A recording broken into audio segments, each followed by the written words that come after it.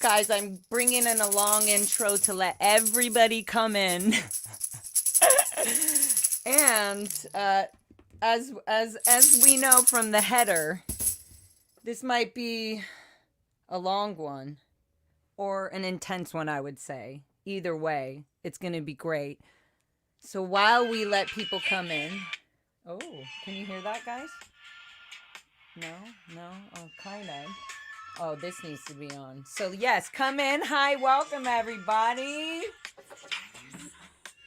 This is gonna pop in. Here we go. Hi, Diana B. Hi, Lara Font. Hi, Amy Jones. Yes, Miranda. We got a good episode today here, guys. Episode 17. Okay, yes, first, second, yay! Hi, Freak Xenu Project. Drive safe. Listen, but drive safe. Hi, Jim. Yes, Becca's. Casey Isaac. Whoop, whoop. All right. What you never got to share. Because I care. I care. Wow. SP Cracker Liquor Fan. What's up? And I'm feeling kind of sad. Can't get it off me. They made me feel so bad. You know, I'm feeling unsettled. And I'm feeling kinda sad. Yeah, can't get it off me. They made me feel so bad. They made me feel so bad.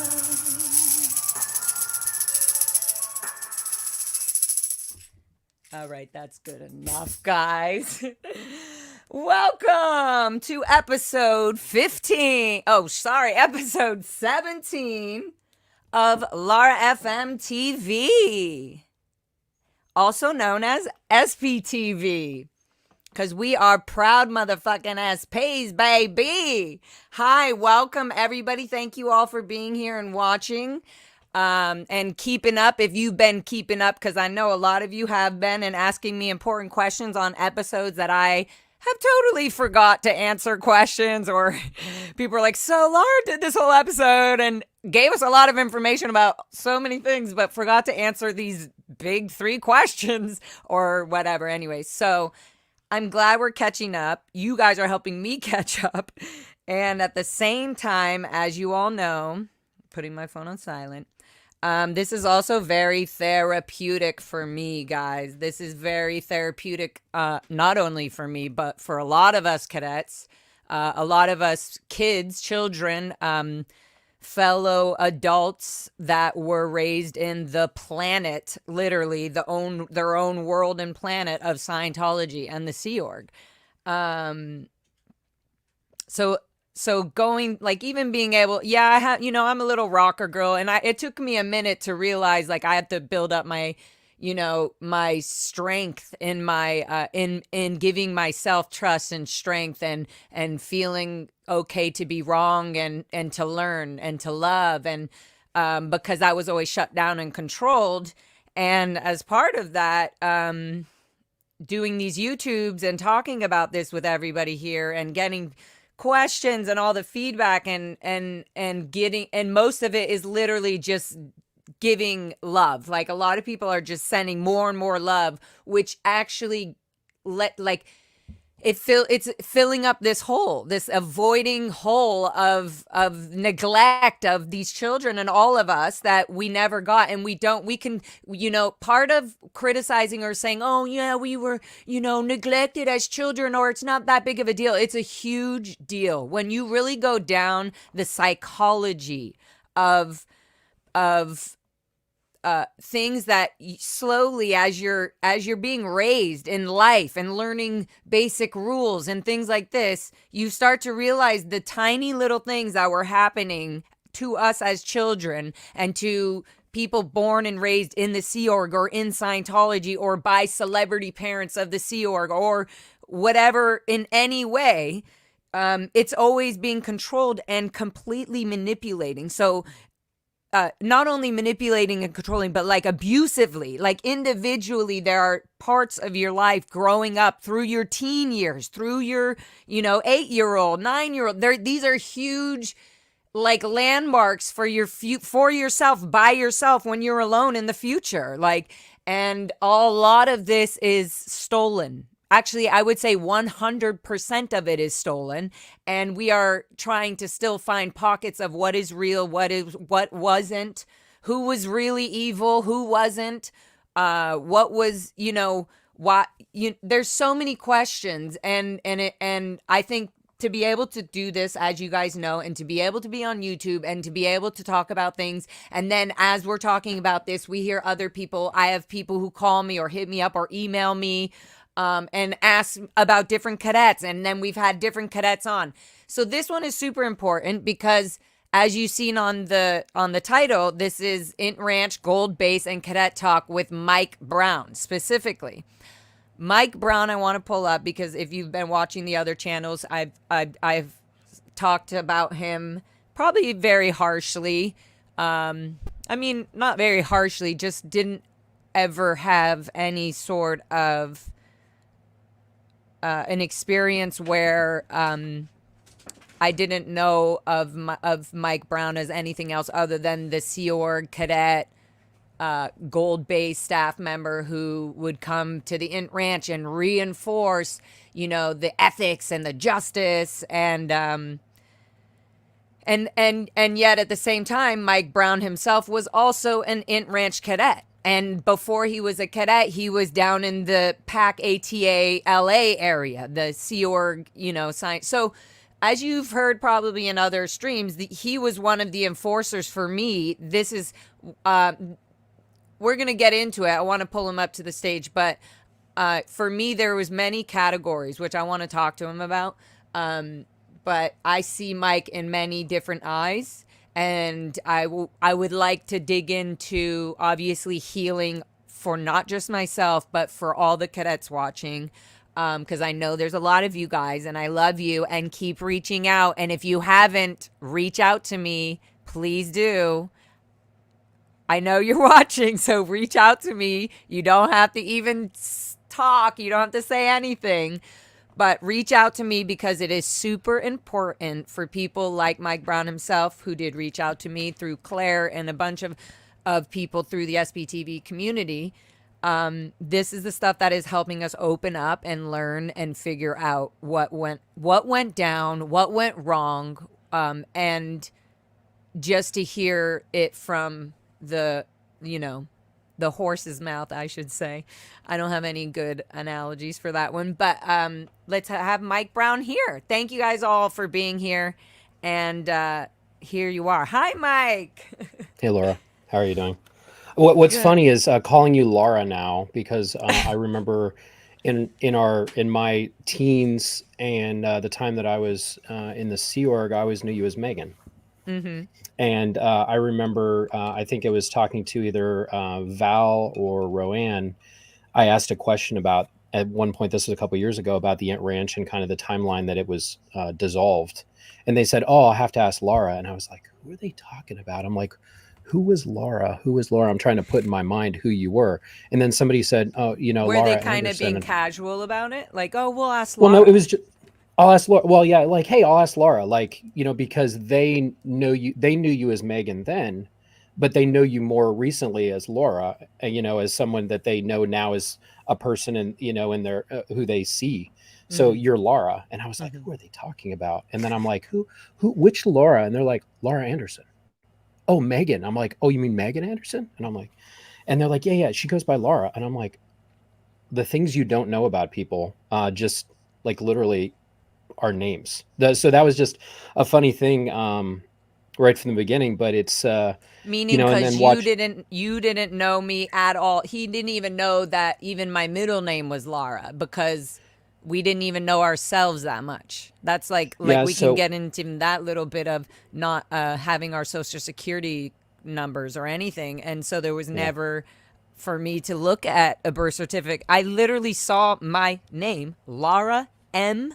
Anderson, on my birth certificate and Like when we went at 6 or 7 years old in the bus to finally go get our social security numbers. Anyways, whatever. Yeah. So That's so strange. So my real first name is Lara, and Megan. Lara was what I was definitely name. grew up as, or growing up in the Sea Organ Scientology. Megan was my whole life, right? In Scientology.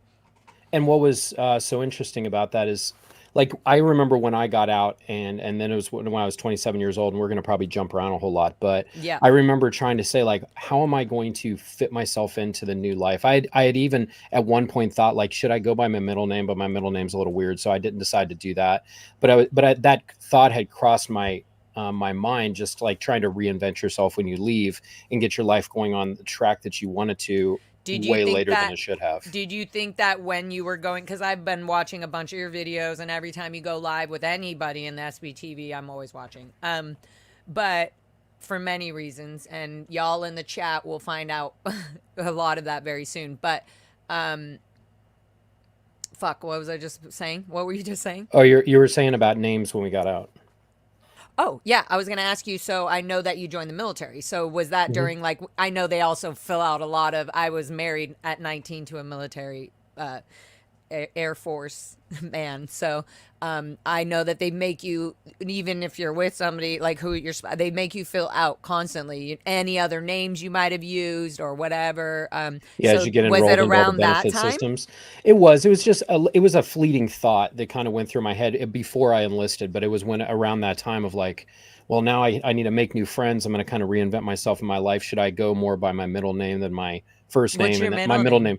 It's Robin, like Robin Williams. Oh, okay. But it's so strange. They're like, isn't that a girl's name? And you're like, I'm not going to call myself Robin. I mean, this is just going to be nothing but conversations constantly that I don't want to have. So I'm like, Batman and Michael. Robin.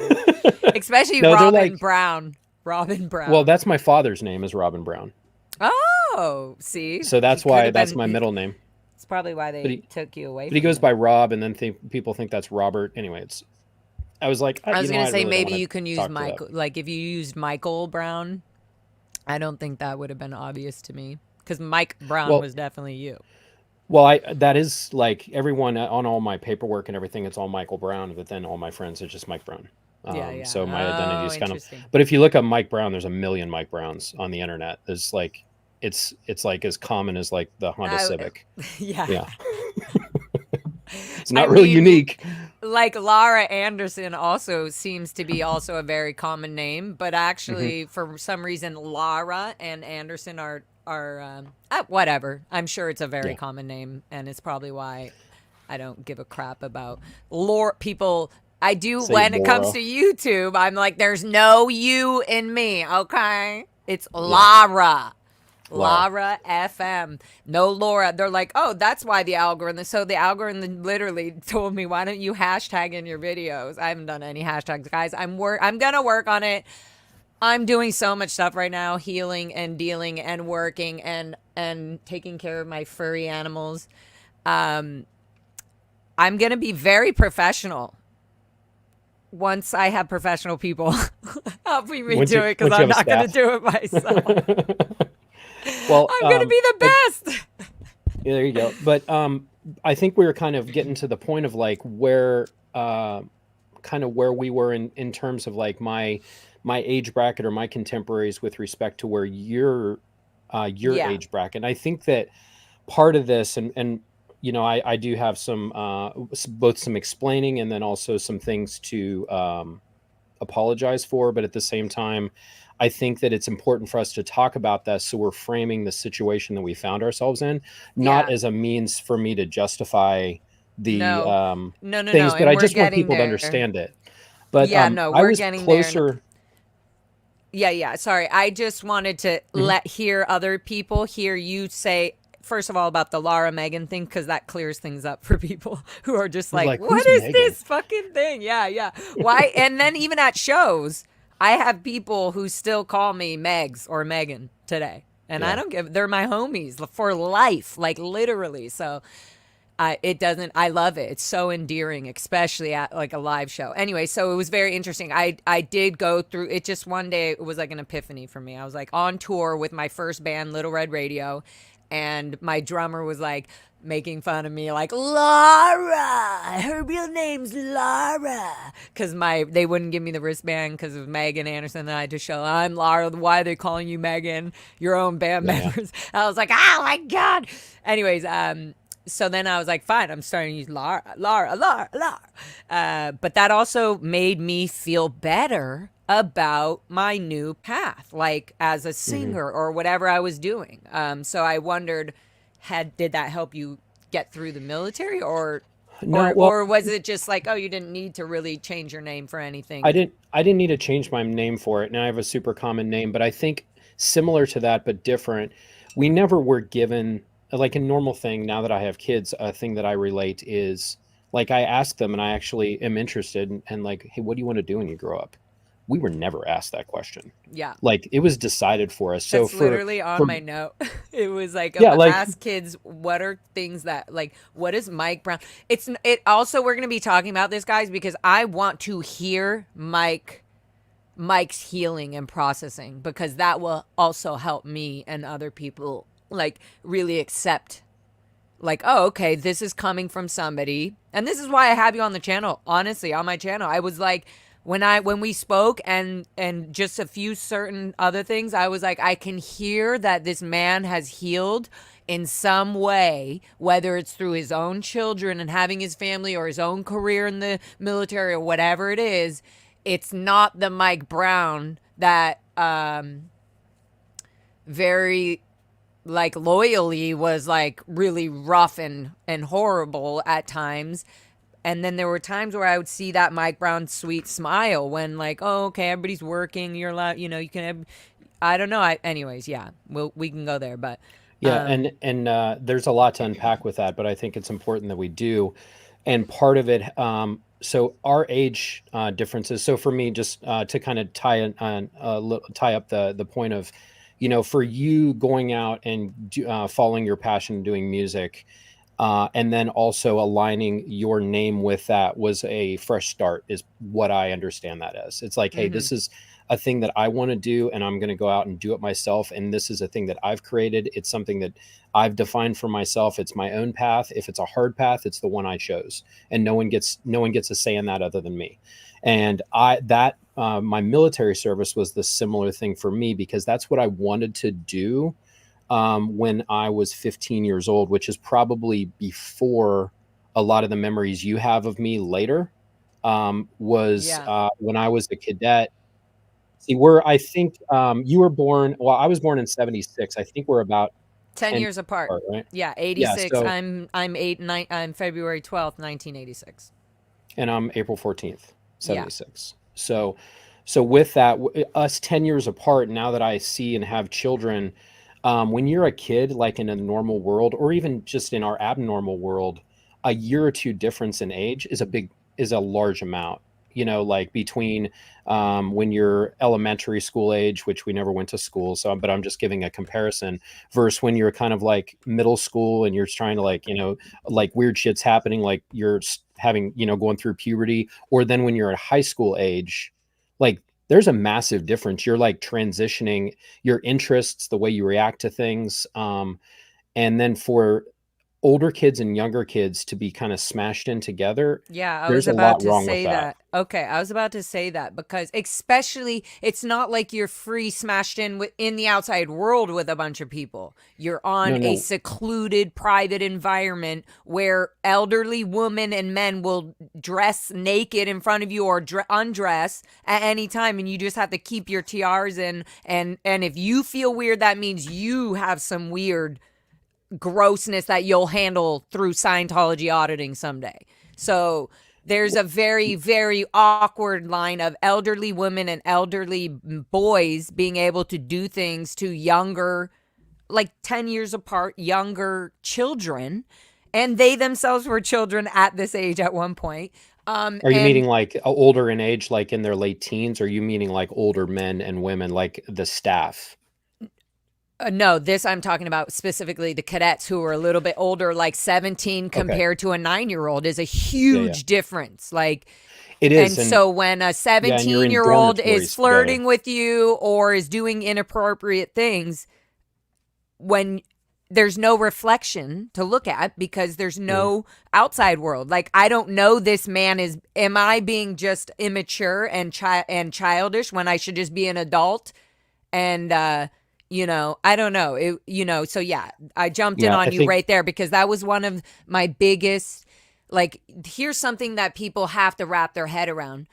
A secluded environment with all age of all people doing all kinds of things in front of all kinds of ages of people is so yeah, fucking like inappropriate. well, one thing that I saw from And it I allows, agree. sorry, I'm Yeah. jumping in again. It Mhm. allows the normality of the abuse and on physical, whether it was work abuse or molestation or rape or a quote unquote outtootie with other cadets who was only found out because they didn't want, like, oh, we don't want them to get pregnant, so they need to, anyways, all underage. Because, Mike, the only reason people were at the Int Ranch base as children or cadets or pre-Sea Org members was because they were under the age of 18 and they had not finished their schooling. If the legal schooling, they didn't give a fuck about educating people. So they allowed whoever, like, that's why Nathan Tompkins later was allowed to be an adult earlier because he was kind of smart and got through all of his GED and stuff. Yeah. That's what I thought. Um, Anyways, sorry, we're that's jumping true. ahead, but So yeah. So what you have is this is kind of because I've had to give a lot of thought to this and kind of try to unpack the situation that we found ourselves in. So initially, I think the ranch was created for a good reason, but because it was created and in the realm of I want to stop Scientology, you because the ranch was created for a good reason because there was a bad thing happening because of Scientology's neglect to children. So Biddy create. Yeah, yeah, created this absolutely correct. ranch, but it was never a good, it was a good thing from the hellhole that these babies, I'm reading old policy letters of programs that were fixing the ATA and the PAC base in the years that you were a kid, like 7 or 8, It I was guess. horrible down there. And Yeah, these are reports and handlings of what was going down and how Dr. Megan Shields had told babies, infants many times, oh nope, I told you gave them the wrong milk, send them to the hospital, just like because they got to Megan Shields too late. It's just so fucking insane. I mean, I could show you some of these things, but I'm also thinking about you and I'm thinking about multiple, not just you, but multiple people. I'm even thinking at this point like Kasavius Tabioyan because he was a major abuser, like physical spanking fucking, and then at the same time had a side to him where when the cadets were listening to him and were getting projects done correctly and on time and stuff, he also became a very fun, almost like older adult figure, like a fucked up yeah. father. It's so fucked up. I can't even believe I'm So saying that. yeah, and so there's a lot of the ranch was created because all of the, and I think that this applied to plus or minus a little bit. We're talking about 80 children, Yeah. maybe a little bit more than that, but that's just a Over round the number over of, the 11, 12 years, I yeah, would that. say. But in terms of staff members that were posted at the Golden Arrow Productions property in Riverside County, Hemet San Jacinto area, or the Int base, whose parents were working up there, but their children were a 2-hour drive away in LA. So the way that then worked for us is when we were in LA, we were just living with other families, like randomly, like, hey, sleep in their living room or something. And that's where we would stay. And then you're supposed to then go to the ATA, which was the Apollo Training Academy. It was the little cadet organ pack. Or if you're under a certain age, which is probably the where you and probably your sister Colleen were, you were probably over in the CEO, which was over by the by Celebrity Center, the Manor, right? Yeah. I And I thought, think, yeah, exactly. And then and I then do your brother remember Jared going to was. I remember Oh, going go to the ahead. Shanger Lodge. That was I like a think cross.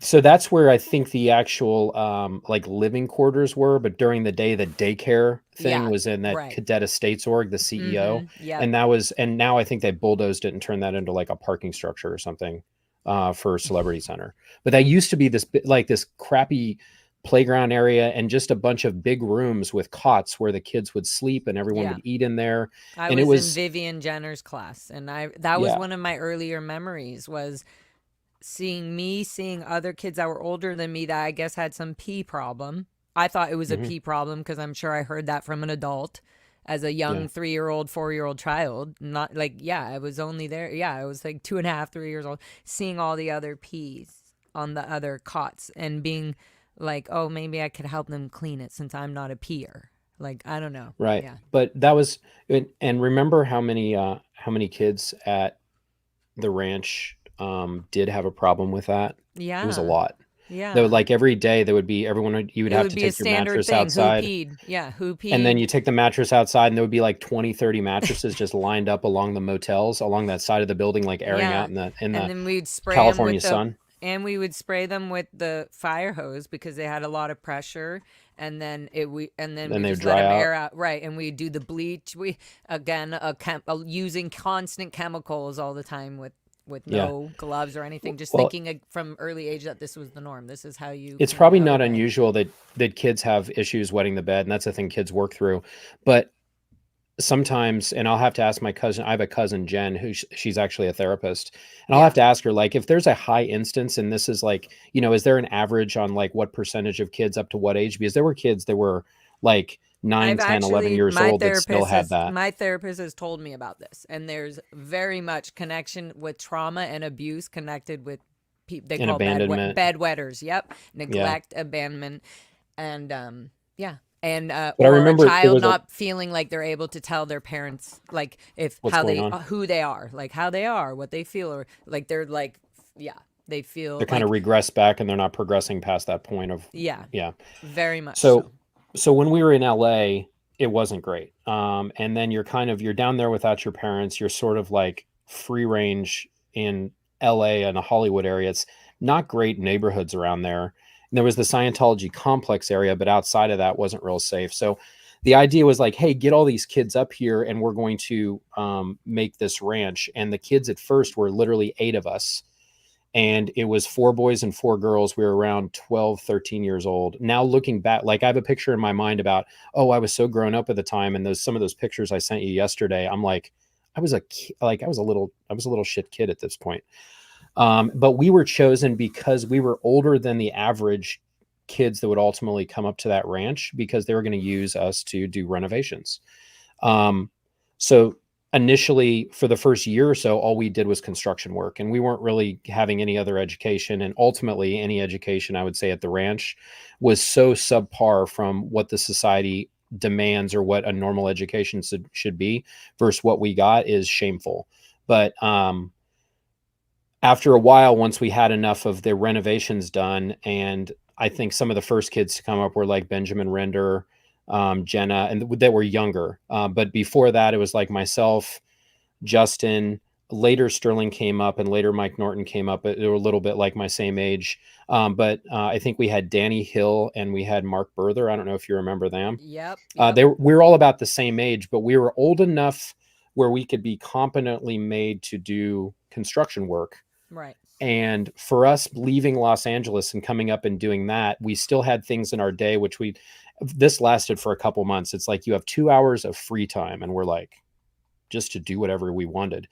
That didn't last for very long. As soon as it started turning into like, hey, we need to organize this up, then of course Scientology creeps in on it. But to your point, And they even though, changed that they changed that heading free time to CSP because free time sounded really bad to when but child services did come to inspect or something. They did change it because it was bad PR to the outside world if we say free well, that's time. what's so strange, because children need free time, like like they just need creative free time to do whatever the hell they want to do. Like, hey, there should be, a normal, like, for my kids, they go to school, they do their homework, it's like, hey, please pick up your room, which is not going to happen. But kids are messy, like, and I'm like almost like OCD because of the way we were raised. My wife is like, you need to chill out about this. They're just going to be a mess, and they will. But they need time to just like do nothing other than just whatever they want, to play and to be silly and to learn and to color and like all these things. That is them figuring out the things that they're good at and what they like, and finding things that they might be interested in. And then as a parent, I try to now nurture those things. And looking at the way life was structured for us versus the way I'm now trying to provide opportunities, it was craziness.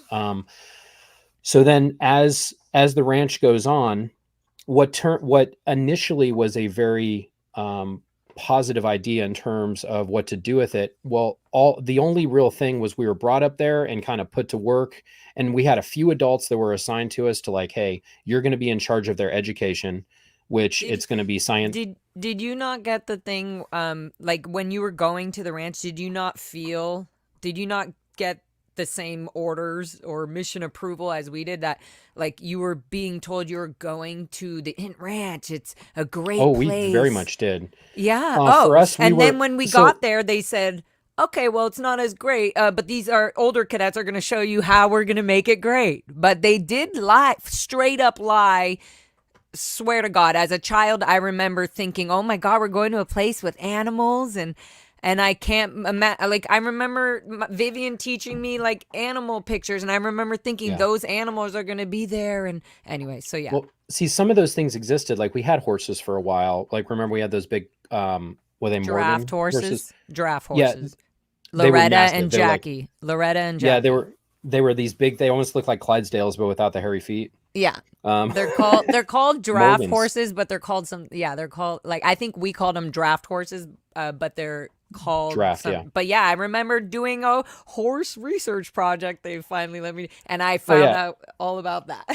And we had them in a wooden fence, and then they eat the fence, and then we're spraying stuff on the Yep. fence so they don't. Anyway, there was all sorts of stuff with that. So, um, what as we ended up, doing this construction, doing this work, but when we came up there initially, there was a ranch mission, and the mission in charge. So the whole thing was instigated by Jenna's mom, Betty, which is like, I want my kids out of LA. We're going to do this, and she had enough pull at the time to say, we're going to do this project, and we're going to make this ranch for the kids.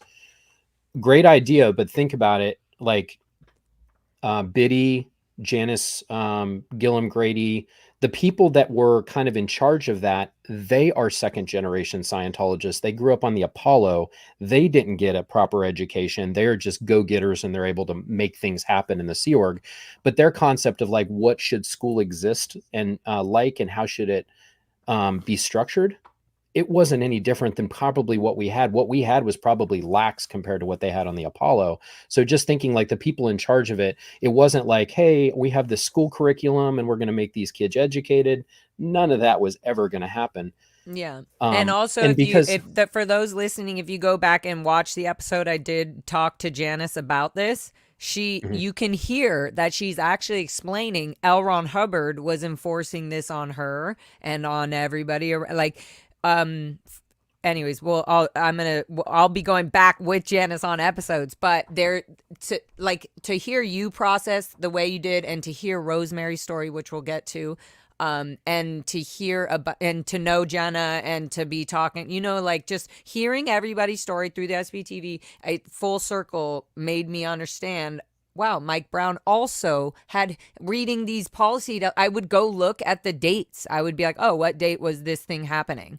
And it was like 88 or 89. And I was now thinking, oh, so this is when, the bigger kids, the bigger adults, like, adults, Mike Brown, Justin, Miscavige, Sterling, Tompkins, not Nathan, he was younger, but like, this is when I was like, oh, Danny Hill, Mark Berther, all these people, this is the year when they started to realize, oh, we need to handle these babies, and these are you guys were the babies. So us as adults, and then sometimes we were even called adults. So sometimes you'll mention that like, hey, these older kids or these adults, Yeah, because sorry, they had a it's 'cause I'm classification of us. bouncing too. Yeah. No, that's okay. But it's important that, because you know how Scientology is good at taking normal words and changing them to be Yep. completely and totally fucking different. Yeah. So we had these different classifications. One of them was the word adult. So in the society, an adult means that two things. One, you're over the age of 18, which means that you can drink, but you're not really you can't drink, but you can vote. You're not really an adult yet. Once you get to the age of 21, then you're old enough where you can vote. And then, but still, from financial institutions, they're like, yeah, that person's dangerous. We're not going to let them have a loan. And if you go and like, hey, I need insurance for my car, they're like, great, it's going to cost you an arm and a leg. Like everyone knows that you're still At those ages, like 18 and 21, those are when you're considered an adult. We had the title of adult would mean like you are no longer a cadet, you're now in charge of cadets or children. You might be 14 years old, you might be 16 years old, you're still legally a kid, although an older teenager. So I think some of that wording is important too, because for the uninitiated in this, it's like, wait, so they're saying they're adults, like how old were these people? Like, no. So us as the older kids Yeah. being then put in charge of younger children. And if you think about it, there should have been like staff that were in charge of children. Children should have been separated by ages. They should have been also separated by genders. It's like, hey, we have these, like, there's the boys, there's the girls. These are like the different grades. Like, this is the way the society does it. We were all just kind of stuffed in there. And because they didn't have enough staff, they're like, well, we're going to have these older cadets. We'll make some of them adults and they'll work at the ranch. They might be 15, 16, 17 years old.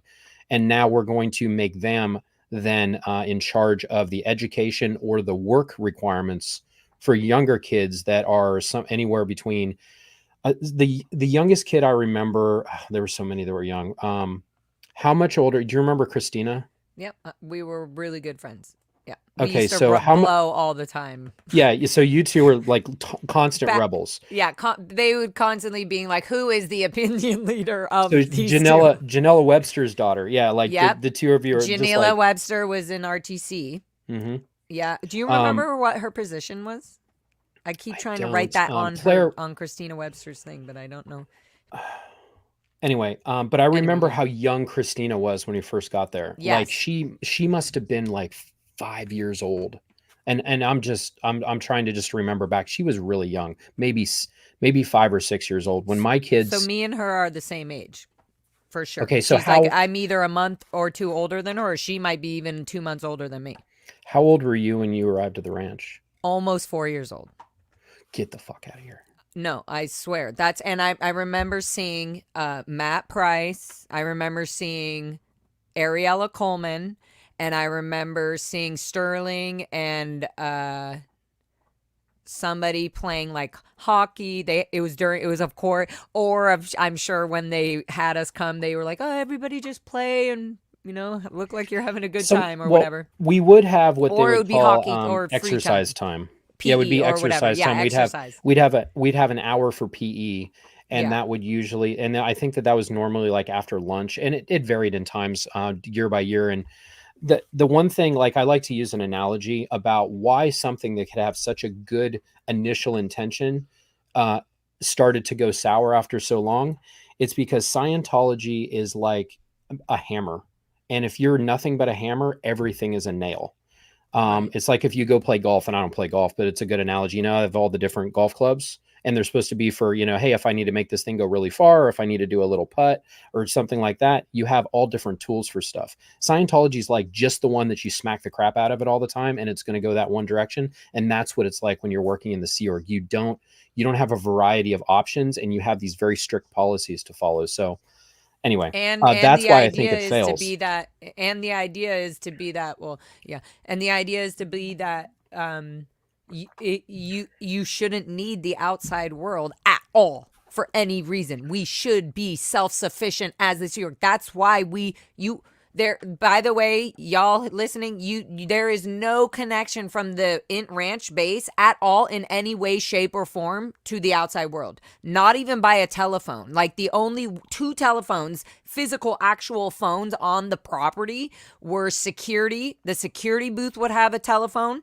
And then the adult, again, there it goes, the adult office would have a telephone, and only the adults, which could be younger kids. I'm just saying they're not over 18 is what I'm saying. So they could have been, like Nathan Tompkins was put as an adult at 16 or 17. And he had the keys to the office and the code to the phone. There was a code on the phone. So you couldn't, even if we broke in, which we did, to the office to call my mom or whatever it was, we still needed a code to the phone. which we Yeah. also snuck and look at later when somebody was doing Sweetly Yeah. Innocently. Anyways, And Ann kids are smart. Weber or You'll figure all somebody. that stuff out. Yeah, kids are so smart. So imagine the things that we're trying to process at our age. I mean, I already know, like, I'm telling you, Mike, people are like, oh, well, I wonder if if they're going to be able to resolve. I'm like, no, I have already done half of the healing, I think, by listening to you through all of your videos and through Rosemary's story, who we knew like as kids and as cadets, and seeing her pick you and the kids up from the ranch during the Sunday 2-hour free time allotted amount, Right. and her being so sweet. I just like, all of this is just fucking insane. So Yeah, my mom's pretty great. I'm starting to see that even what happened to me and my experiences definitely later were completely different, which we'll talk about.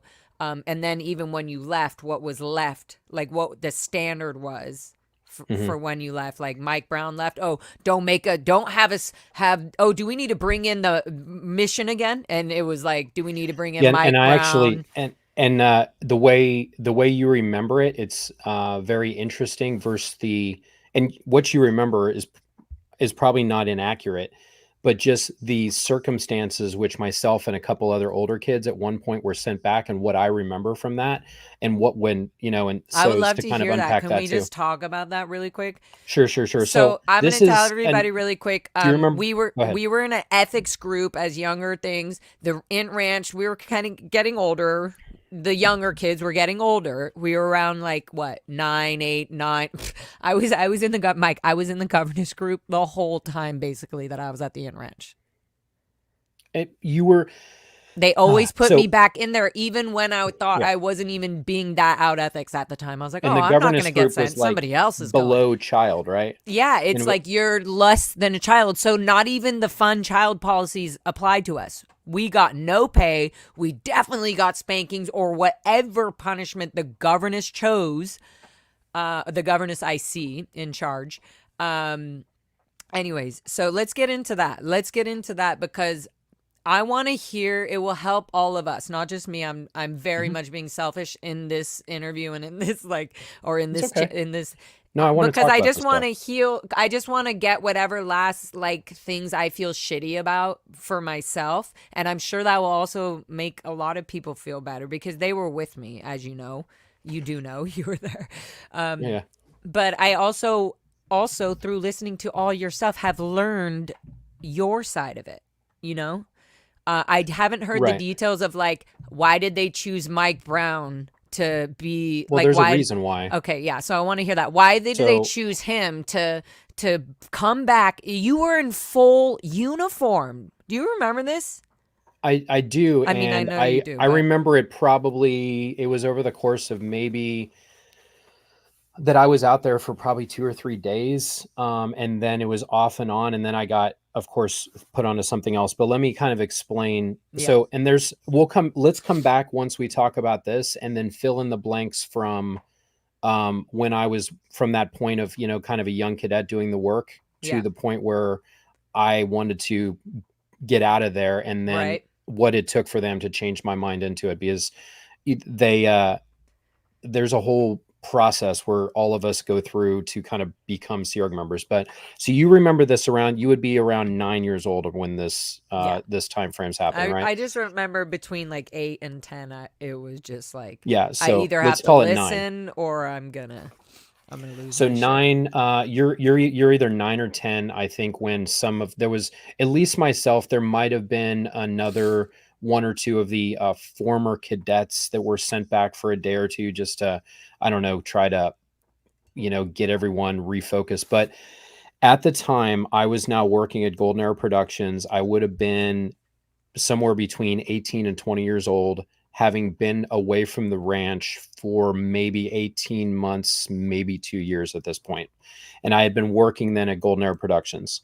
So when I left the ranch and went to Golden Arrow Productions, I was posted, like assigned to the job of, do you remember Steve Willett, Sarah Willett's father? Yeah. Okay, he was originally in charge of estates. which oddly enough, and I think this is important to note, estates is in charge of all of the grounds, the construction, the renovations, the electrical, all of the plumbing, all this sort of stuff. That's what estates handles. They're in charge of like all the property management stuff for Golden Era Productions. The ranch and the children were a section under estates. So just think of that for a second. I'm going to put the kids and their organization of the ranch underneath the estates division that is concerned with construction work. As opposed to like, hey, I'm going to put it under the part of the organization like qualifications that would be concerned with education for Sea Org members. Just let that sink in for a second. We were under estates. Like that's what the ranch was. So originally I was working as his organizing officer, which is basically like his assistant, his deputy. He was in charge of he was the estates division head, and I was his assistant. And my job was he gives orders. I go and make sure things are organized and making sure people are doing those orders. This is what I was brought into. That was my first post at Golden Era Productions, was I'm going to work for him. Honestly, I'm going to tell you, like, there's nothing more I hated than to be in charge of getting people's orders done. I wanted a job that was literally like, I was envious of Sterling when he was in the frickin' trees department, because all he had to do was climb around in frickin' trees and cut them. Like, or when somebody would do graphic design, I just wanted to do a job that was my job, and I had was no one else's problems other than just doing my own job. And I was never finding myself in that position. So I'm a very motivated, hard charging kind of person. So was Steve Willett was kind of always just pounding orders at you? Or was that So he would give orders to everyone. Like if there's like, hey, like he was in charge of all the renovations. We're building the Senny Castle. We're doing the renovations on whatever buildings, the studios, and he's doing all that in addition to the grounds work. So as these orders, like I'm going around making sure everything's set up and all the orders and stuff are being done, he is getting a lot of success as the estate secretary. So what do we do in Scientology? Anytime somebody is successful at a job, you move them out of that job and you give them a job that they know nothing about to move them up into something that isn't successful so that they could ultimately fail at it. And I know I'm being a little tongue in cheek, but he went and he was a guy with a background in construction. He was doing well at construction. So there was a reorganization that was done, and he was made the commanding officer of Golden Era Productions. He's the CO Gold now. And the guy had zero qualifications to be the CO Gold. He was just like, okay, you're doing good as the guy in charge of renovations. We're going to make you in charge of the film studio. So he Steve took Willett. me. You mean Steve Willett. Okay, yeah. He was then moved up I to the kind of position remember of that. commanding officer. I remembered Steve Willett being over like estates, and I remembered him being physical. I remember as Sarah Willett's friend at the Int Ranch, and also a cadet and a Sea Org member. There's no like, I can't even say friend to Sarah Willett, because then later she became the governess, I see, and was demanding Renee Birther spank us whenever we swore or whatever. Like little Sarah cute Willett. Like, how did they turn her into that? Anyways. Well, there's a reason why. It's because hurt people hurt people. So Sarah Willett's dad then became from estates became CO Gold, right? Does that make any sense to you? I just was like, did they not have anybody also technically trained? And I was really, obviously we're Scientologists at this time. So I was thinking, do they not have a technical also? Like, I was like, this guy just knows how to physically. I was like, Gold is all about, I thought, e-meters and technology and films and videos and audio. Yeah. I was like, what the fuck? Yeah, that was weird. So... So he was put in charge of CO Gold, and he decided like, hey, if I'm going to be put in this position, he's going to take me, who he now is used to working with, and I'm doing all the work for him. And he's going to move me up into this position to now be his organizing officer as the commanding officer. So he's the CO Gold, and I'm then moved up to that executive position after I had been in Golden Era Productions for like maybe a year. And now I find myself like standing next to the commanding officer in front of 450 people at Golden Era Productions. And not like a year before that, I was out at the ranch and wasn't even on the staff. And now I'm one of the highest ranking people in Golden Era Productions. He gives orders.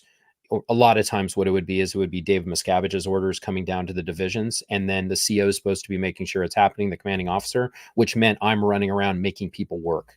I despised that job. I cannot tell you how much I hated doing this job. Because it's like, everything is always a screaming ass emergency.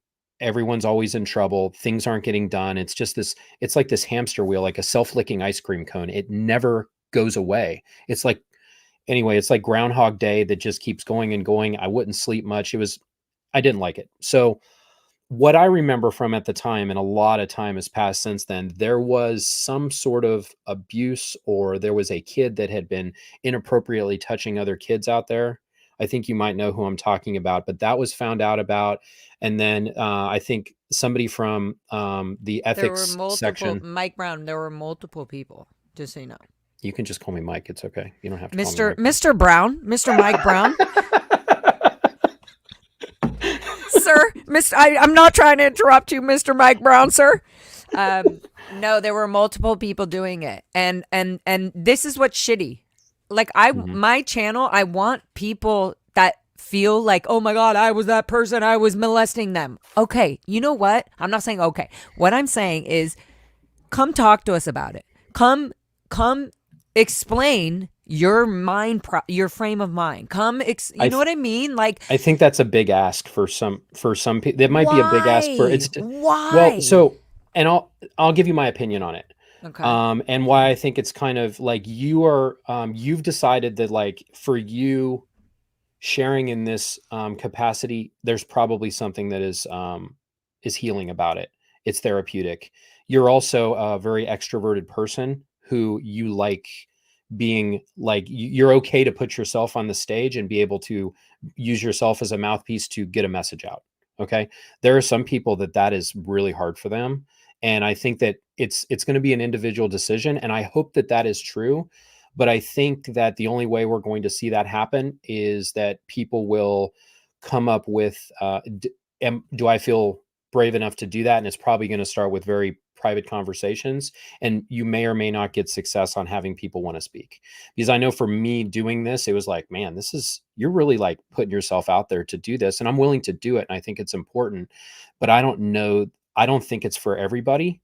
I wish it were, but this is also something that is probably, it's a uniqueness to a lot of people. And I think the more people are seeing, hey, this is a safe way that I can do this, it's helping other people do it, you're going to see more people increase. But I don't know that the percentage is going to be super high on people on either sides of these, bad situations that are going to feel comfortable with doing it publicly.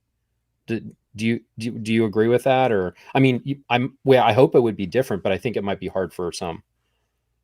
I don't give a fuck. That's what I say, Mike. I don't give a fuck. I don't give a fuck if it's hard for them. Like, I don't care. We don't care. We don't care if it's uncomfortable. We don't care. Like, there's ways that you don't have to be on YouTube talking about it. But there's ways to heal. There's ways to heal people that says, can I call you? Am I allowed to send you a message? Am I allowed to email you just my perspective?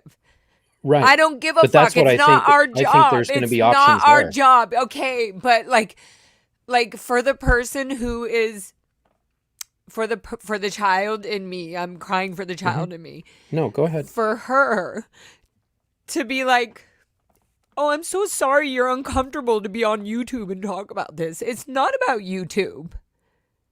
There's ways you can email somebody or message them and say, hey, I 100% agree with that. I've been watching your videos. I know exactly what you're talking about. I want to take full responsibility. I don't know how to do it. Through all of this, we've obviously seen, like, okay, this whole thing is about planet Scientology. We didn't have justice. We didn't have our own parents to go to, Mike. Yeah. Your kids, You're not wrong. like, so, like, it's not our job now to be like, okay, like, I feel great that you're here. I really do. Like, well, obviously all this is coming out, but like, I don't feel that anybody that I've had horrible interactions with shouldn't feel okay to talk to me. You should feel what the consequences are. If it's making you feel uncomfortable or shitty or gross, then good. Deal with it. I don't give a fuck. What I do give a fuck about is people who come and they take responsibility. They learn their psychology, what they were put into as a kid, how they came out this way, etc. That is what's cool. You don't have to be on live YouTube. That's not what this is about. I'm the only one who has a voice, who is able to, like, as a young child, to be able to do it right now. It's very hard to do this. So fuck you. Fuck all those people who can't do it. Yeah, we couldn't either. True. That's what I have to say. Sorry. Wow. Like, that's okay. Every it's time. It's good to say some of that stuff, right? You got to let it out. Yeah, but also, Mike, there's times where, like, we were never allowed to express this when we were being treated like shit. And we were You couldn't express it to one another. Never, right? You couldn't even talk about it to your close cadet your friend friends. Or whatever, right? Yeah. That's what this. So, I don't give a fuck. And I do give a fuck a lot about people who do come out and who do email and are scared. And say, I have 5 children now, and this was never. I'm so gross for doing that, and I absolutely understand why I did that. I would feel so fucking free. That's what frees us. That's what makes this understandable and okay.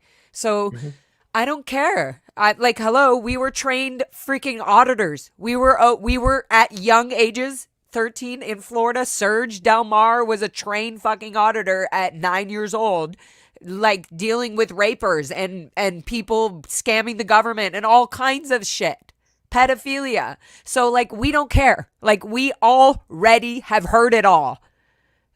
Sadly. Yeah, I totally get that. Sadly, but true. So, if you don't want to talk, that's your own problem. Like, that really is your own healing that you have to deal with. But if you have somebody like me who's saying, hey, I'm completely empathetic. I'm emotional. I am angry. You've seen me, Mike. I was angry at you before you came on here, you know? Mm-hmm. Well, and I can see, so you might be angry at me now, but that's why I want us.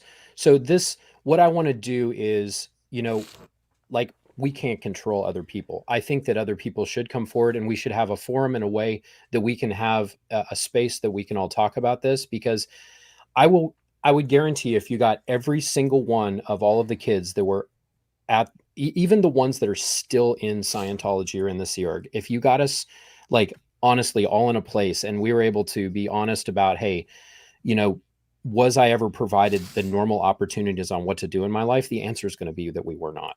100%. And I agree with you. Every answer will be the same, but you can't just say that for, not you. I'm saying, we as the world and people listening, we can't just be like, okay, well, we also understand their side. They need to do physical things that will allow us to understand that they really do care and do see it. Otherwise, they're going to continue to do that behavior even in their own goodwill to their own family without knowing it. That's psychology. Yeah. I hope that everyone can get some degree of healing from this, but let's go over at least what we have. How about that? Yeah. And I do hope in the future more people can. This is healing. I know maybe you think at this moment this is not healing. It's very healing. Sorry. I'm in the Army, and I was at Gold. I'm used to people yelling at me. It's okay. I'm just trying to lighten it up a little bit. No, Mike, I also have a really strong, intense voice that I was never allowed to use my whole life either. Like, go figure. That's why I rock out and sing. So I'm not trying to yell, by the way. I'm just very expressive and loving. I'm very loving and open and empathetic, and I'm trying to heal, and I love. So fuck all y'all in your negative worlds. If you're ever pointing your fingers like, quiet down. No, it's not going to happen. I'm always going to be this way. I don't know that you're going to quiet down, so we should just talk about it. Yeah, I'm like, the only way this will calm down is if we actually talk about it, which we're doing. No, and I think I think that that's what needs to happen. I guess I'm pessimistic in terms of how many people are going to come forward versus. I don't care. Like, I don't care if you come forward or not. I'm very interested in the people who are brave enough, and you're brave, Mike. This is uncomfortable. Well, thank you. And we've had uncomfortable conversations, and I've also you are so okay. So what I was gonna say, just to be more uncomfortable, is that when you left. So basically, as we'll get to this, but like when you left after your mission, even for us as children, we felt like you guys were there for like 2 months, 3 months. So when you just said to me 2 to 3 days, that sounded crazy. I was like, what? It wasn't very long, and I know why it wasn't. And I'll explain that, but go ahead. So after Yeah. So you're talking after we left the ranch to go work at Gold, or when we came back for this, like, hey, you guys need to get your shit together conversations? Basically, they put Mike and who else was on this mission with you? Because Mike Norton, I think, was there. I think he might have come out for a day or two, and I think he was in security at the time, if I'm not mistaken. Yeah. Yep. Or either that or CMO Gold. I can't remember. And No, he was there were, in security. yeah. And so anyway, going back to like what was going on at the time, and again, now I'm working for Steve Willett. He is the CO Gold, but more importantly, and something I want to touch on, and I don't want to get you all riled up about this, but I do want to touch on the biggest omit anytime on anything that was going on in terms of the thing that was never there that should have been, was the involvement directly from our parents. And I love my mother. Rosemary is probably one of the sweetest people that were ever working in Scientology, but at the same time, as a parent, you could take somebody that is that loving and make them an absentee parent. They just work for the organization, and it's like, I have signed over the responsibilities of raising my children to the organization and whatever that looks like. And then you don't have the actual right people there, and it's like, hey, we're going to pawn off these responsibilities on adults who are actually just older kids who don't know what they're doing and were themselves in the similar situation before. And you're going to have, for instance, let's take you and Christina. You guys are going to be your kids that needed parenting. Like, if you're not listening and having problems, do you know what, like in school, it's like, hey, if there's a kid that's like not listening and having problems with their teacher, that is, the teacher sits down with the parents sort it out, and it's, you got your doggo coming over for some attention. But at no time were our parents ever in this conversation. And this, going forward to the time with Steve Willett, he was the CO Gold. His daughter Sarah was out there, and I think at this time she was in a more senior responsibility, but still probably one of the cadets, if I'm not mistaken, or in charge of, like, a cadet that was in charge of this governance group that you were in. Is that probably accurate? Yeah, 100%. So I think, like, honestly, Mike, now that you're saying this, I'm remembering that she kind of was like not tough enough, and they put her under, or with Renee Berther, who was very tough. Who is about my age. She probably, Yeah, but she's Renee Mark was, Berther's sister. so I And think she's about the same age, so she would have been about 19 years old, yeah, maybe. no, not even. So she basically, um, it's Her horrible because being I Renee, used. not Sarah. What do you mean? Yeah, Renee Berther. I'm Renee talking would have about. been about 19. Mhm. Right. No, she was 18. She had just turned 18. And Okay. because she turned 18, I have had to do a lot of healing on this human being, Renee Berther, because her and Casavius Tabioyan and Barbara Tompkins and Ann Weber, these were like the people who were, I guess, approved to spank. Like, I don't get that at all. How, like, I think it certain, has to do with the Hubbard policies on it, but I don't even think it's worth. like, yeah. That was the Well, they had governance to be policies. considered called, like, one person or job or title at that time had to be called the governess, and only they could be the one that says who Disciplining gets this group spanked. of kids. Right. Yeah. So at multiple times, these people were that. Near the end, Sarah Willett, I would say near the end, one of my last governance group where I finally did eventually become a cadet. And then they were like, oh, good, look, she's been a cadet for almost 6 months without any trouble. And then they shipped us all off to Clearwater and all that. Like, Oh yeah. yeah. So I Congratulations. was like, oh, You've good, graduated. yay. I've finally really finished the governance group program. But anyway, Sarah Willett, I don't know. Again, somebody else I would love to talk to. Steve Willett's daughter, Sarah Willett, was made to be more like tougher or whatever it was, and she was put in charge under Renee Berther, like as her assistant or governess, whatever, to Mhm. tell Renee Berther who owes how many spankings for what. Like if they backflashed, if they accidentally said shit, like. There was one time, this is not a joke. Like, she said, you just said shit. And I'm like, oh my fucking God. And she said, that's another one. And I said, fuck. And she was like, that's another one. And so even when I didn't do it literally on purpose, I still thought, you're messing up. Like, you still have to go get those spankings. And so I had to, like, no matter what. Anyway, so it was even to the point where Sarah Willett would be like, okay, you're approved to go get water. We're digging trenches. Yep, you finish your target. Yeah, okay, Renee, she can go. Christina, you come back first. It's literally Yeah, jail. everything was so regimented all the time. I remember Sarah, like, as I was growing up, as a very, she was probably 4 or 5 years younger than I was, a very kind of quiet and reserved person, Totally. very non-assuming. She's wasn't like, I would, she wasn't somebody that I would ever consider to be one of these product officers. So her being put in that situation, that must have been ridiculously awkward and uncomfortable for her. It was. But I saw her as a child get more aggressive, like more. Well, that was, yeah, I think that was an environment that, so as we were there, we were around Sea Org members, we're up there at that international base. The solution, if you're not getting the production that you want, is you yell, you make it happen, you make them work harder, you take away privileges. Like that's the world we were in constantly, you know.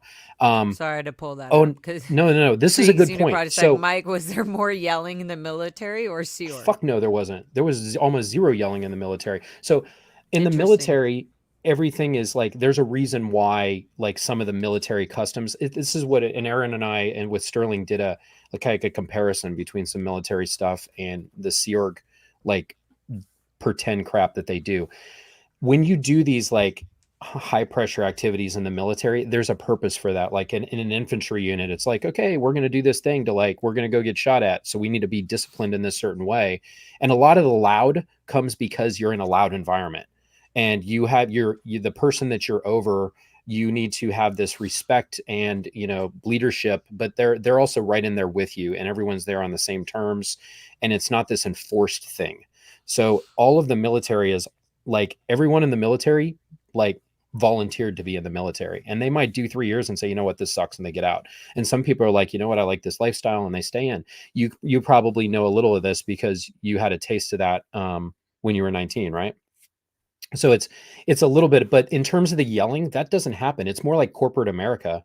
When you're in the normal office space and there's no weekly statistics and you're not trying, like, there's a mission, you're working on a mission, everyone's trying to work on that thing, and it just, it's not the same. So in the military, like, I was used to this whole thing, factually normal military life, way easier than being in the Sea Org. The only thing that was, in terms of the psychological aspect, that was similar to what we went through is training that I did, which is called SEER school. It's survival, evasion, resistance, and escape. When you're put in a POW camp and beat and yelled at and deprived of water and kept awake and put inside of a little box so that you get used to that. Like, hey, if I get captured by the bad guys, I kind of know what to do. That's the purpose of that training. And I'm like, wow, this is really familiar. But that was the shit that that level quick of insert crazy is what I was used to. Did you get the dunked with ice cold water if you were late or out of a uniform in front of the muster? You did get that. Well, I got it once and I didn't get it a second time. But I'm saying that was around when you were. Yeah. Oh, like, yeah. This was a normal fucking thing. Mm-hmm.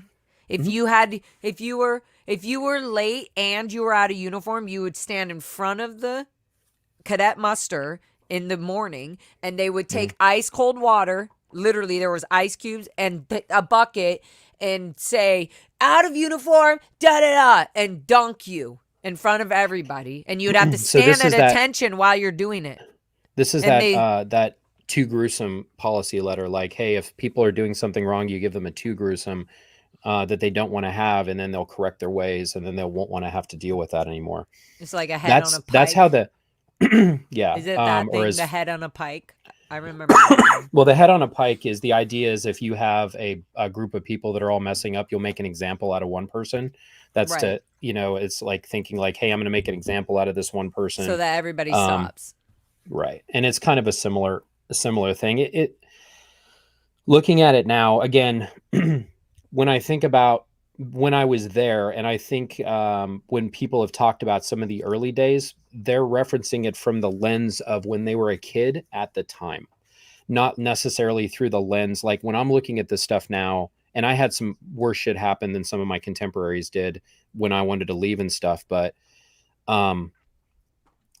looking at things now, I'm looking at it through the lens of me as a person who's matured into my own life and as a father. And I think as a father is the hardest thing to reflect back on things, because there is no way in hell I could look at it and I'm like, well, our parents were absent, but then I had a father that wasn't in the Sea Org, and like he wasn't really involved and interested in my education either. I'm just like scratching my head. Like, even if my wife and I weren't together, I would still be involved with my kid's life. Like, hey, what are you doing on the day to day? Like, the shit just didn't exist for us. It was very, very strange. So, okay. So we were talking about when I was sent back, right?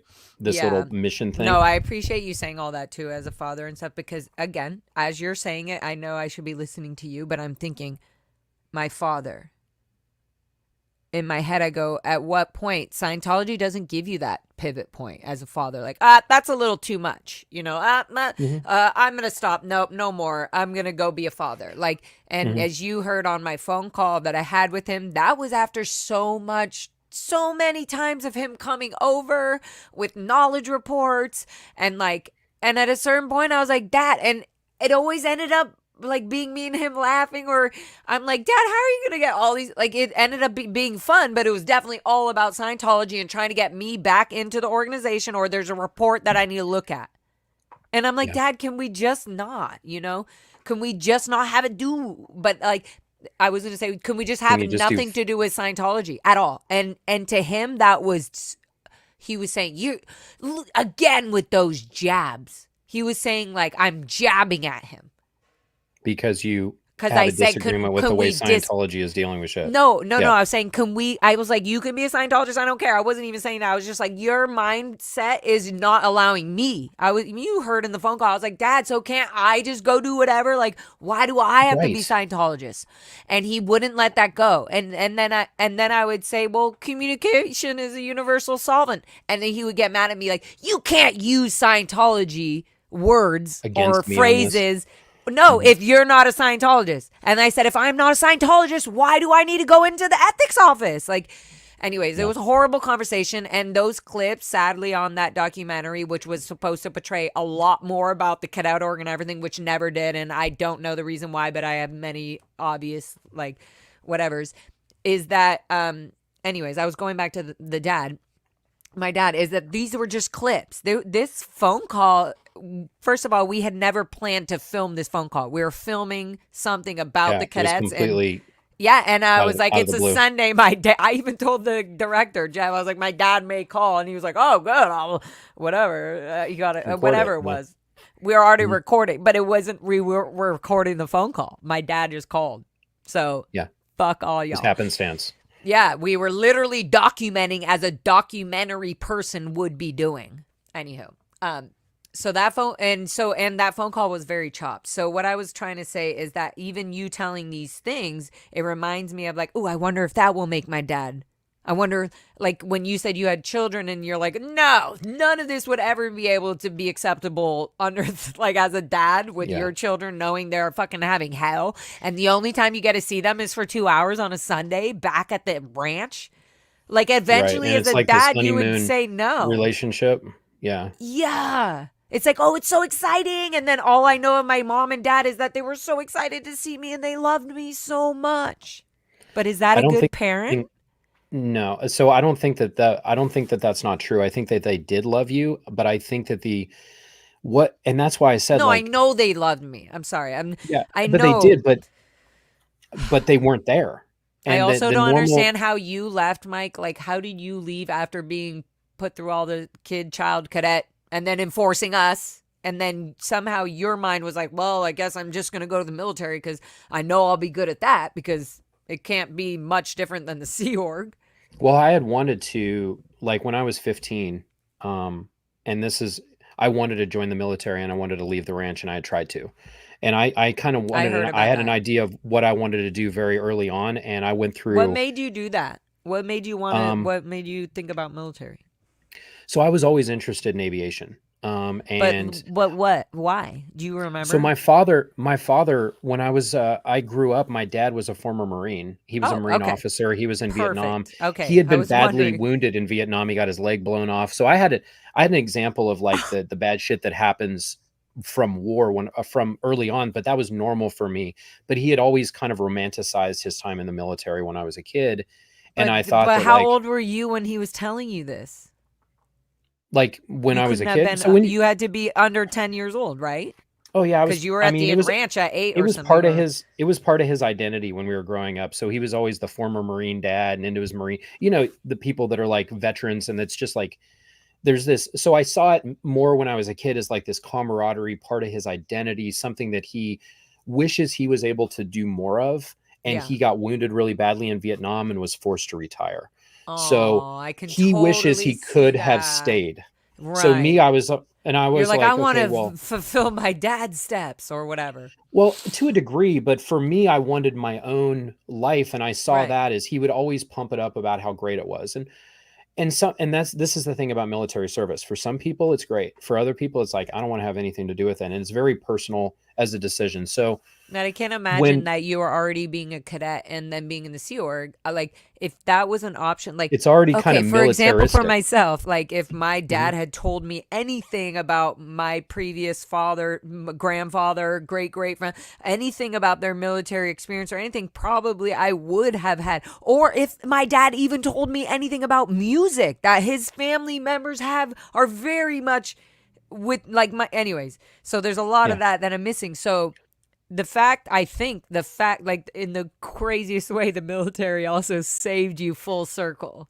Oh, it completely did. But Okay. I've also so like I think from a young age, and Rosemary mentioned to this. My mom, she mentioned this to me when we were talking the other day. She's like, and I think you talked to her about this. I always remembered, and I always remember when little Megan, she would always be performing or singing songs, or whenever he went out there, she was so just look at this. I think that everybody has certain things that we have like passions, things that we are always good at. And for you, it's probably singing and performing. That's something where you feel comfortable. Yeah.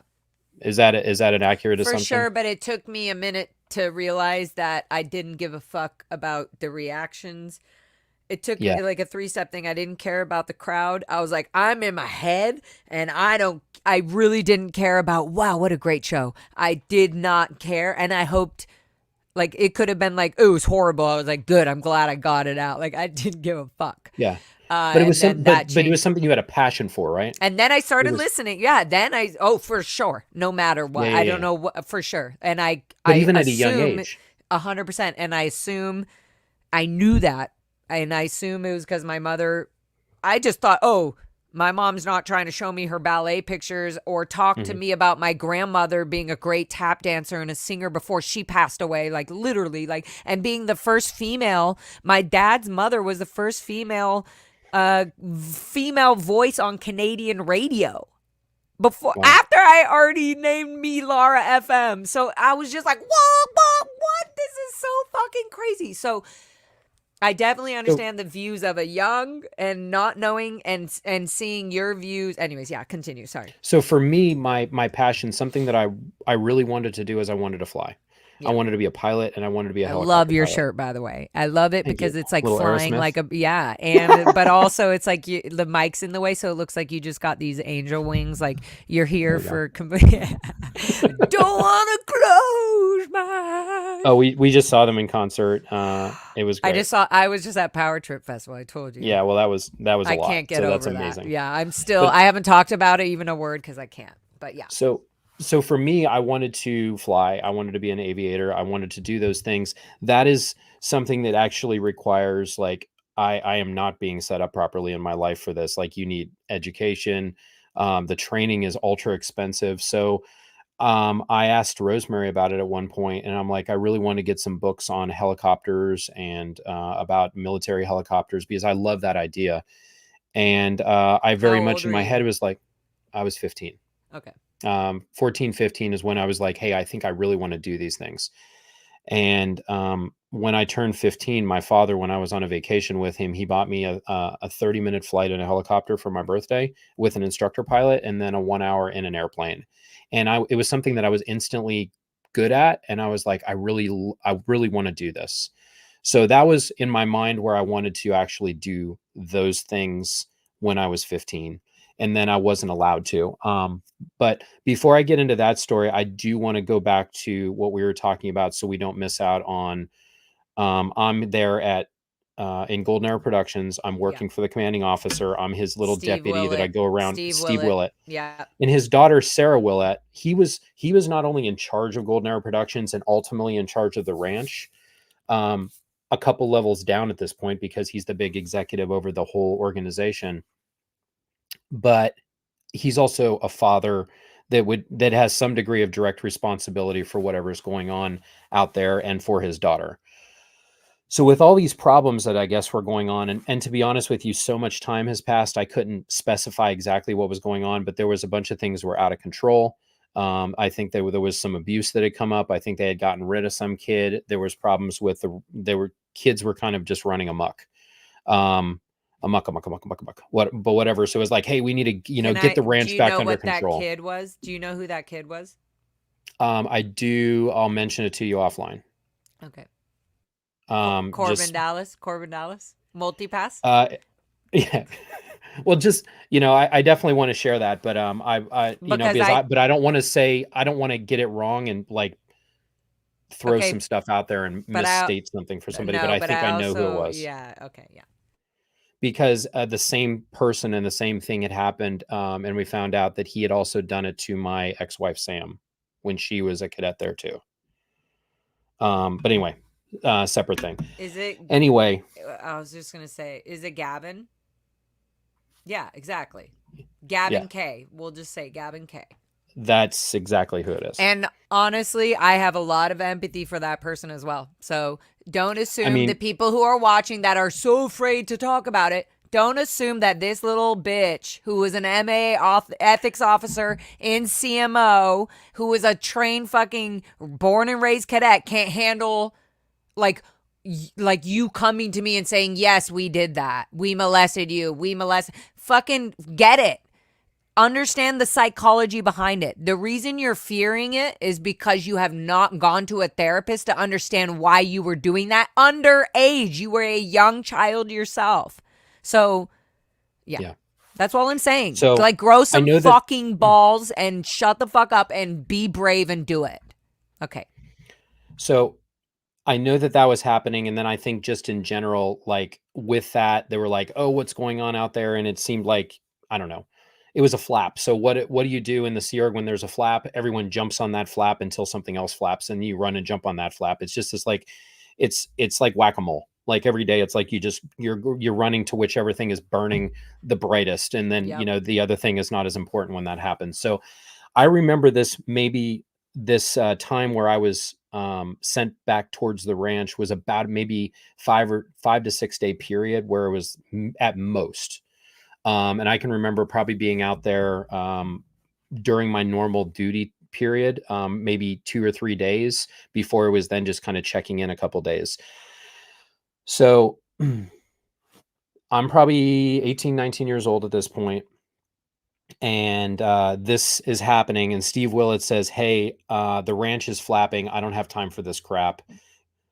You and a couple other people, I guess it wasn't as big of a problem when you were there. And the reaction was to send us out there to get everyone to start getting their ethics in and doing the right thing.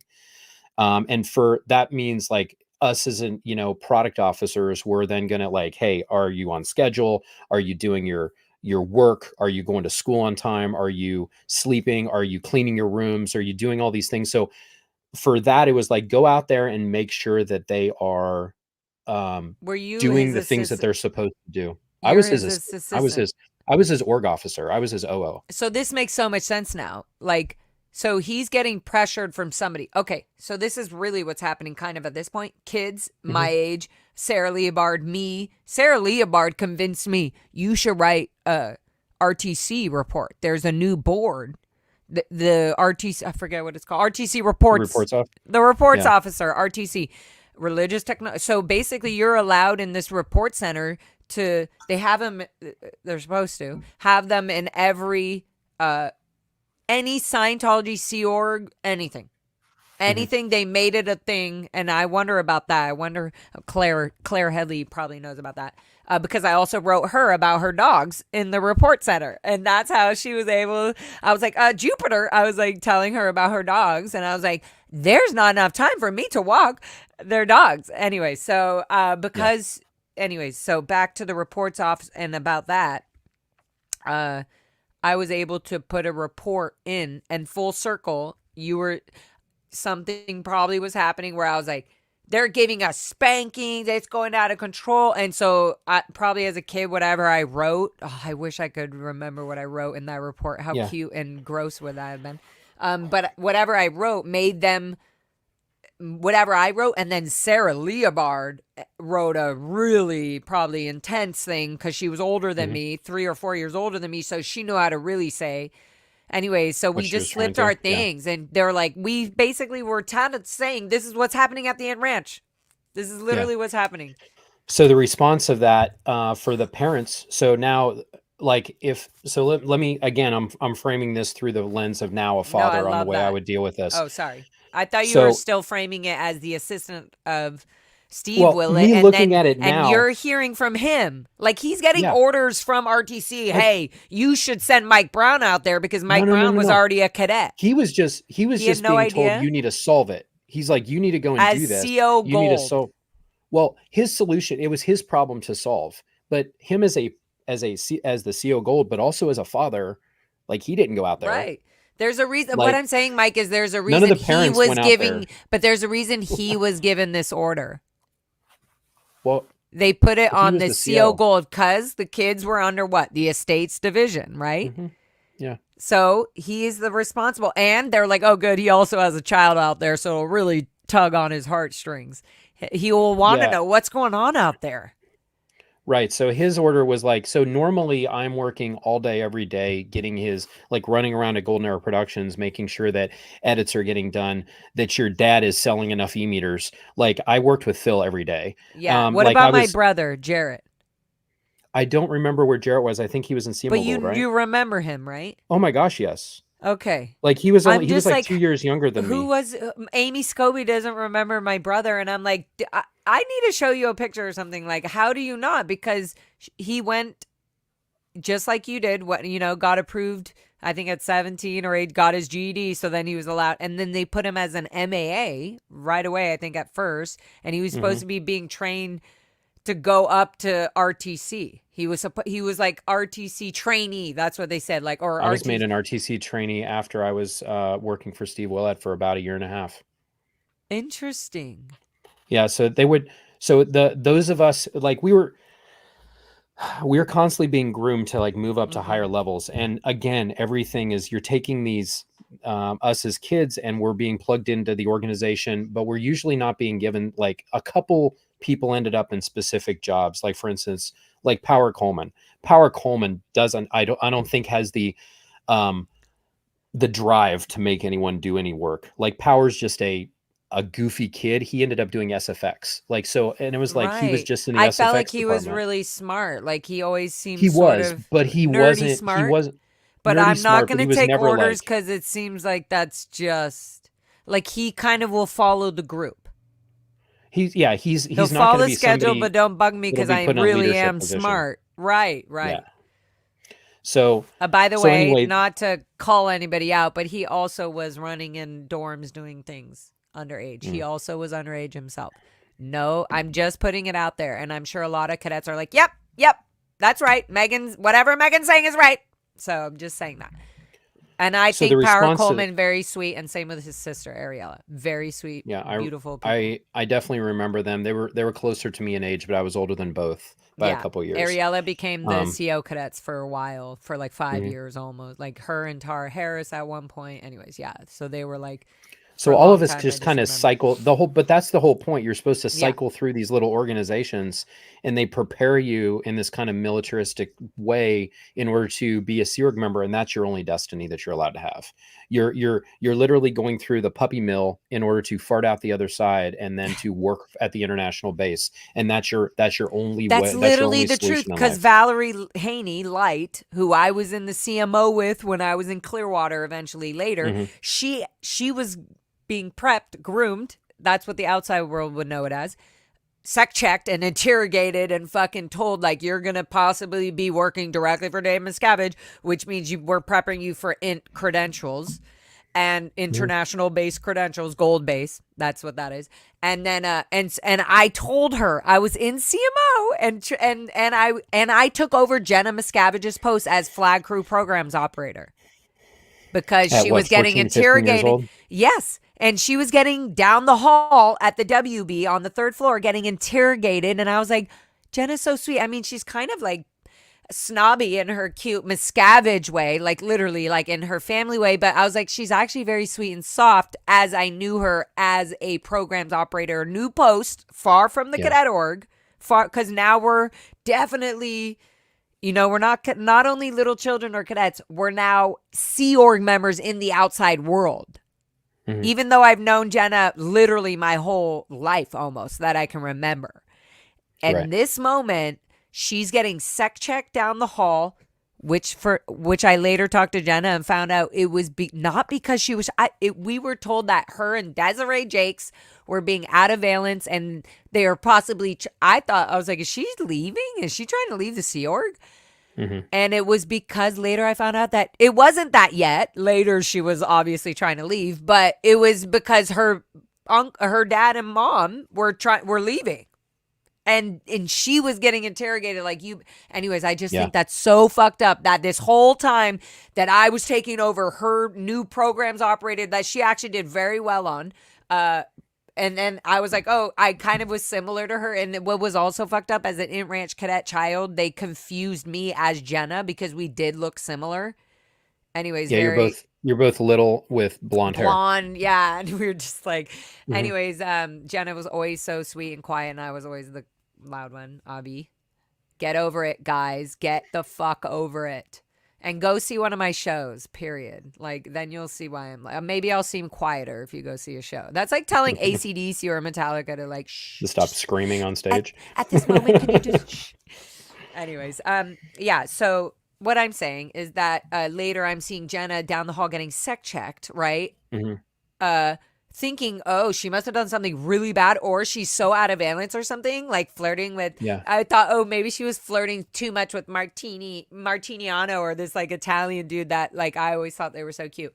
Anyways, and Yeah. then I was like, what? Like nobody would tell us anything. All of a sudden, by the way, right before I took over her job, I was Mhm. a messenger on the Lisa McPherson case for 6 months during the whole during that whole Craziness. I was shredding.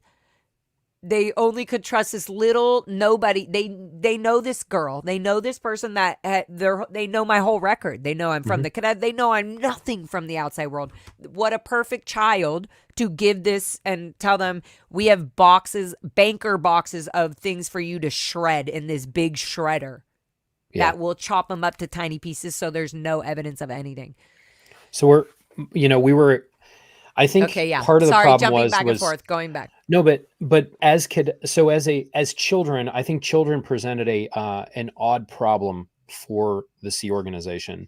There's policy that Hubbard had about how to deal with them on the ship, but frankly, we were an inconvenience and a pain in the ass Yeah. for the organization. And From the beginning, though. right, From but the they weren't beginning. equipped. They weren't equipped, nor did they ever put in the effort to properly figure out what to do with us. But they lied. Let's say this clearly. They lied to my mother and father saying, we have an Int Ranch. And even before they brought them to California, America, from Canada, because my brother and sister were born in Toronto. So Yeah, this is what they're going to do with your kids? yeah, they were saying, we're going to...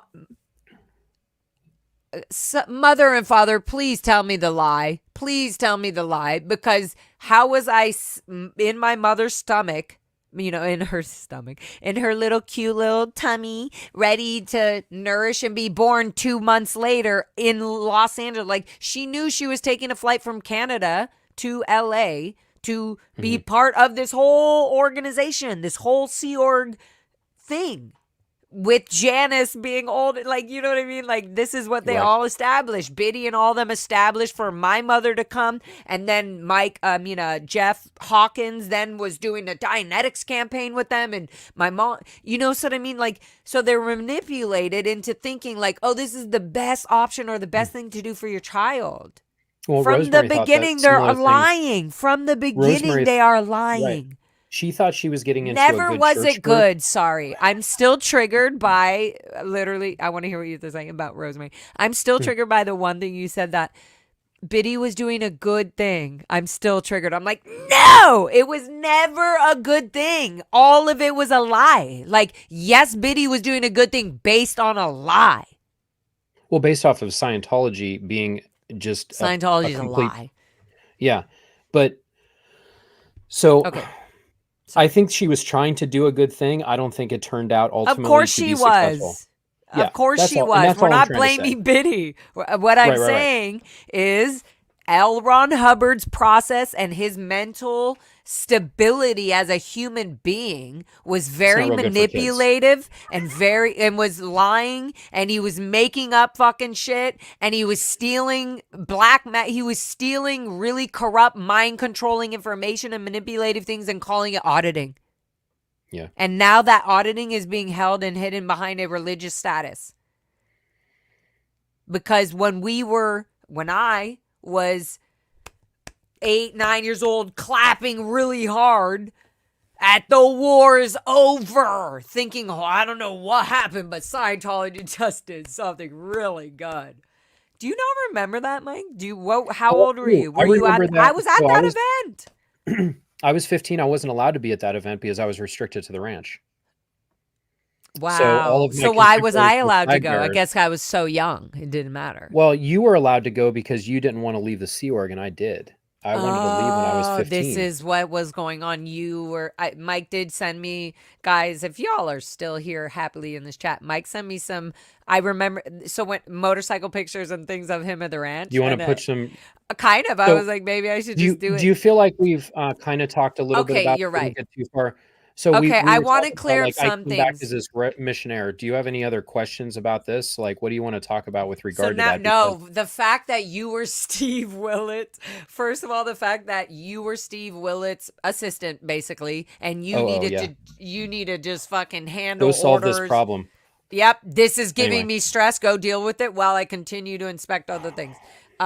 So the fact that you were dealing with that, and then these orders always come from above, period. David Miscavige knows Mike Brown's history, my history. David Miscavige knows he knows through our parents. And if he doesn't know, he'll know in five minutes. Give me that folder. Give me their life history. So it's not like, and he used to do base inspections all the time at the Int Ranch, all the time, once a year, if not. Oh my God, Wycliffe Pass. Everything has to be Wycliffe Old Pass. dog and pony show. So what I was saying is that obviously people can probably see. I feel like we should digest and do this again for sure, Mike. Like, I feel like there's so much, and we're still digesting as we're talking about it. For sure. I mean, literally, A lot of people don't realize that. We're trying to talk about like Fucked a up shit decade and of good time shit that it and passed. shit. Yeah, and Yeah, things so- I'm remembering. Okay, I had a question here. Like, I have so many quick questions. Didn't you get a fucking... I remember this from hauling rocks out of the creek. Didn't you... Something happened with you at the bridge, which I've shown in my earlier episodes. I did a really cool... Because I'm such Oh, a you cool you mean on the flood? the bridge, but I remembered something happened.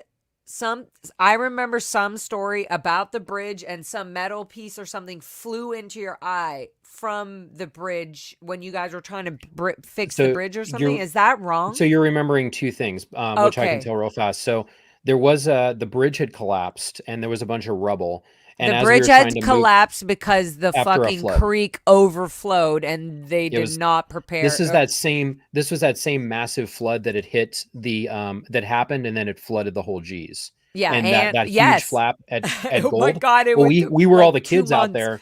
Yep, We could and they were getting food to us by a zip line across the creek. Jackson had set that up. oh my Anyway, God, I'm so glad you just confirmed that because I talk about that in like one of my beginning when I first started I mean, my this was what was funny I was about saying that. no, when we had evacuation drills because the creek we would just say up the bridge overflowed. That's what we called it. Up the bridge is overflowing. We're zip line. And I said Set a pulley system up to people get are food like, across. who did that? And Jackson was like, yep, we did that. But now you're saying, yep, Jackson set it up to Well, him do and his it. guards, but yet, so Jackson had his hand in pretty much anything that had to do with the safety of the Extreme. organizations. Yeah. But extreme, like So this is a hill 10, as they would call it, or a flap. right. So Okay. that was one thing. So when we were then trying to deal with this bridge that had collapsed, we were doing stuff with trying to move big rocks around in order to get it ready to rebuild, and one of them had shifted and had pinned my hand against another rock and a crowbar. So there was that. Sorry. That I mixed up with some metal piece getting in your eye. But And I had another thing where I can't got tell a you metal why, thing in my eye. Mike, every time I don't know why you remember that shit. I don't either. That's what I'm getting to. I don't either. And guess what? Every time when I went back to the fucking ranch to film all this fucking shit that I thought was supposed to be for this documentary that was only about the Inn Ranch, I also just happened to just take my own phone footage because I was like, whoa, in my heart, I was like, I need to get this on film. Like when I was ever this close to the bridge, it was only for 2 reasons. I was blowing, like I was trying to leave, or we were rock hauling and we were moving away rocks, hauling big rocks to use. Spent a lot of time in those creeks.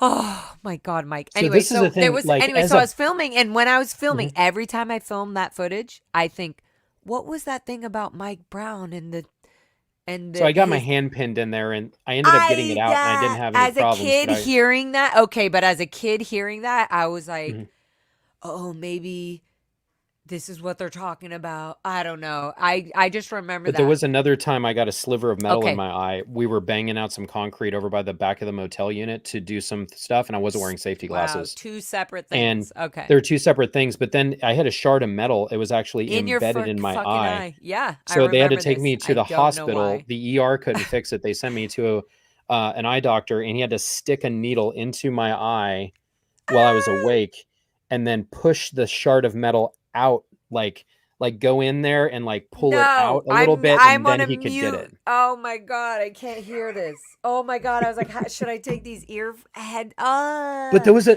super bright side to that whole thing. But after that, I had eye damage. So they're like, you need to keep your eyes focused and one point. I heard about this. No, why do I know? Okay, I don't and know you had how a to do patch. this. You had a patch. That's why I had a patch, something. but I had to keep my eyes focused. So like, you need to just watch TV for 5 days because you have to keep your eye focused. So I just watched movies for 5 days. Now I remember. I remember as a kid thinking, no, Mike, I'm not kidding. I remember thinking, well, if that little dickhead, I was thinking, well, that little fucker is just relaxing, watching movies. I remember. Doctor's orders. No, Mike, this is why I know this. And this is also why I probably mixed the bridge incident with that. Like, who knows? All I remember is that the reason I remembered the metal thing in your eye is that because for a few days, I think you had to really just keep your eyes focused on one area and watch movies, which you were so excited to do. Well, as a normal kid, a doctor would just say, hey, put your kid in front of the TV for a few days and just have him watch it. Like, he needs to keep his eye focused at a certain point. That's a normal ask in the real world. For us, I'm like, oh, you mean I get to watch movies? I'm like, oh, okay. I remember that. Anyway. I forgot. See, like that, Mike. I totally forgot about that. And I remembered, but do you understand? That is the reason I remember that memory of you. Is that Mike Brown for days got to watch TV. And I was wondering, asshole. What accident? No, because you weren't an asshole then. You were just an older cadet. I was an asshole later, but okay. You were an asshole later for sure. Later, but you weren't an asshole then. And I was just remembering thinking like, I was like, oh, this is so fucked up, guys. I I remember thinking, what could I do to do that as well? What could I remember how hurt could I get So I bad will so I commend could it. do that. And Um, then later I did try to lie about breaking my wrist or something, which did work a few times. oh goodness. The doctor Right. at the hospital told me I do have a fracture. And I was like, no, I don't. Hmm. I was a Oh, kid. I was like, I'm wow. lying. But I was like doing it so good. I was like, no, I found the bike can't do it. I was, I don't know if obviously it's not directly from your thing, but obviously somewhere in my Like, hey, there's some benefit to rebellion, getting I was hurt. like, yes, there was Well, some and benefit. At one point, I so rubbed fucking poison oak all over me so that I could go to ISO.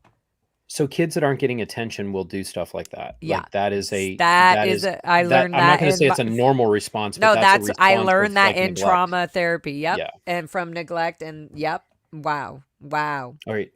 You said you had some other questions. What else you got on Okay. there? So I said, oh yeah, I was gonna ask you about spankings. Did you know that the spankings were happening? So I knew that spankings were a thing, Like, did no, but I sorry, I don't already knew know you did to. because you did send a few of us to go get spanked. But did you ever see it? Was like, did No, you ever see how they did it? I didn't. And I'm Because they both. always pulled us behind something. They would always be like, "We're going." Like they pulled Amber Porter one time, and she was older by this point. Mhm, She was like 13, I think, or 12, and she was yeah. mature. Like she had boobs and stuff. See, And I was just like, "How that's are not Martin and good. Cat? Cause say Cat, that was his radio name. Cat, come in, Cat. Casavius." I was like, and Casavius, if you're watching, I would love to talk to you. Like, don't be afraid. I'm just also remember that I have trauma too. Like I may not say the thing nicely that I should say probably. You know what I mean? Anyways, Mike, you probably do that already with me.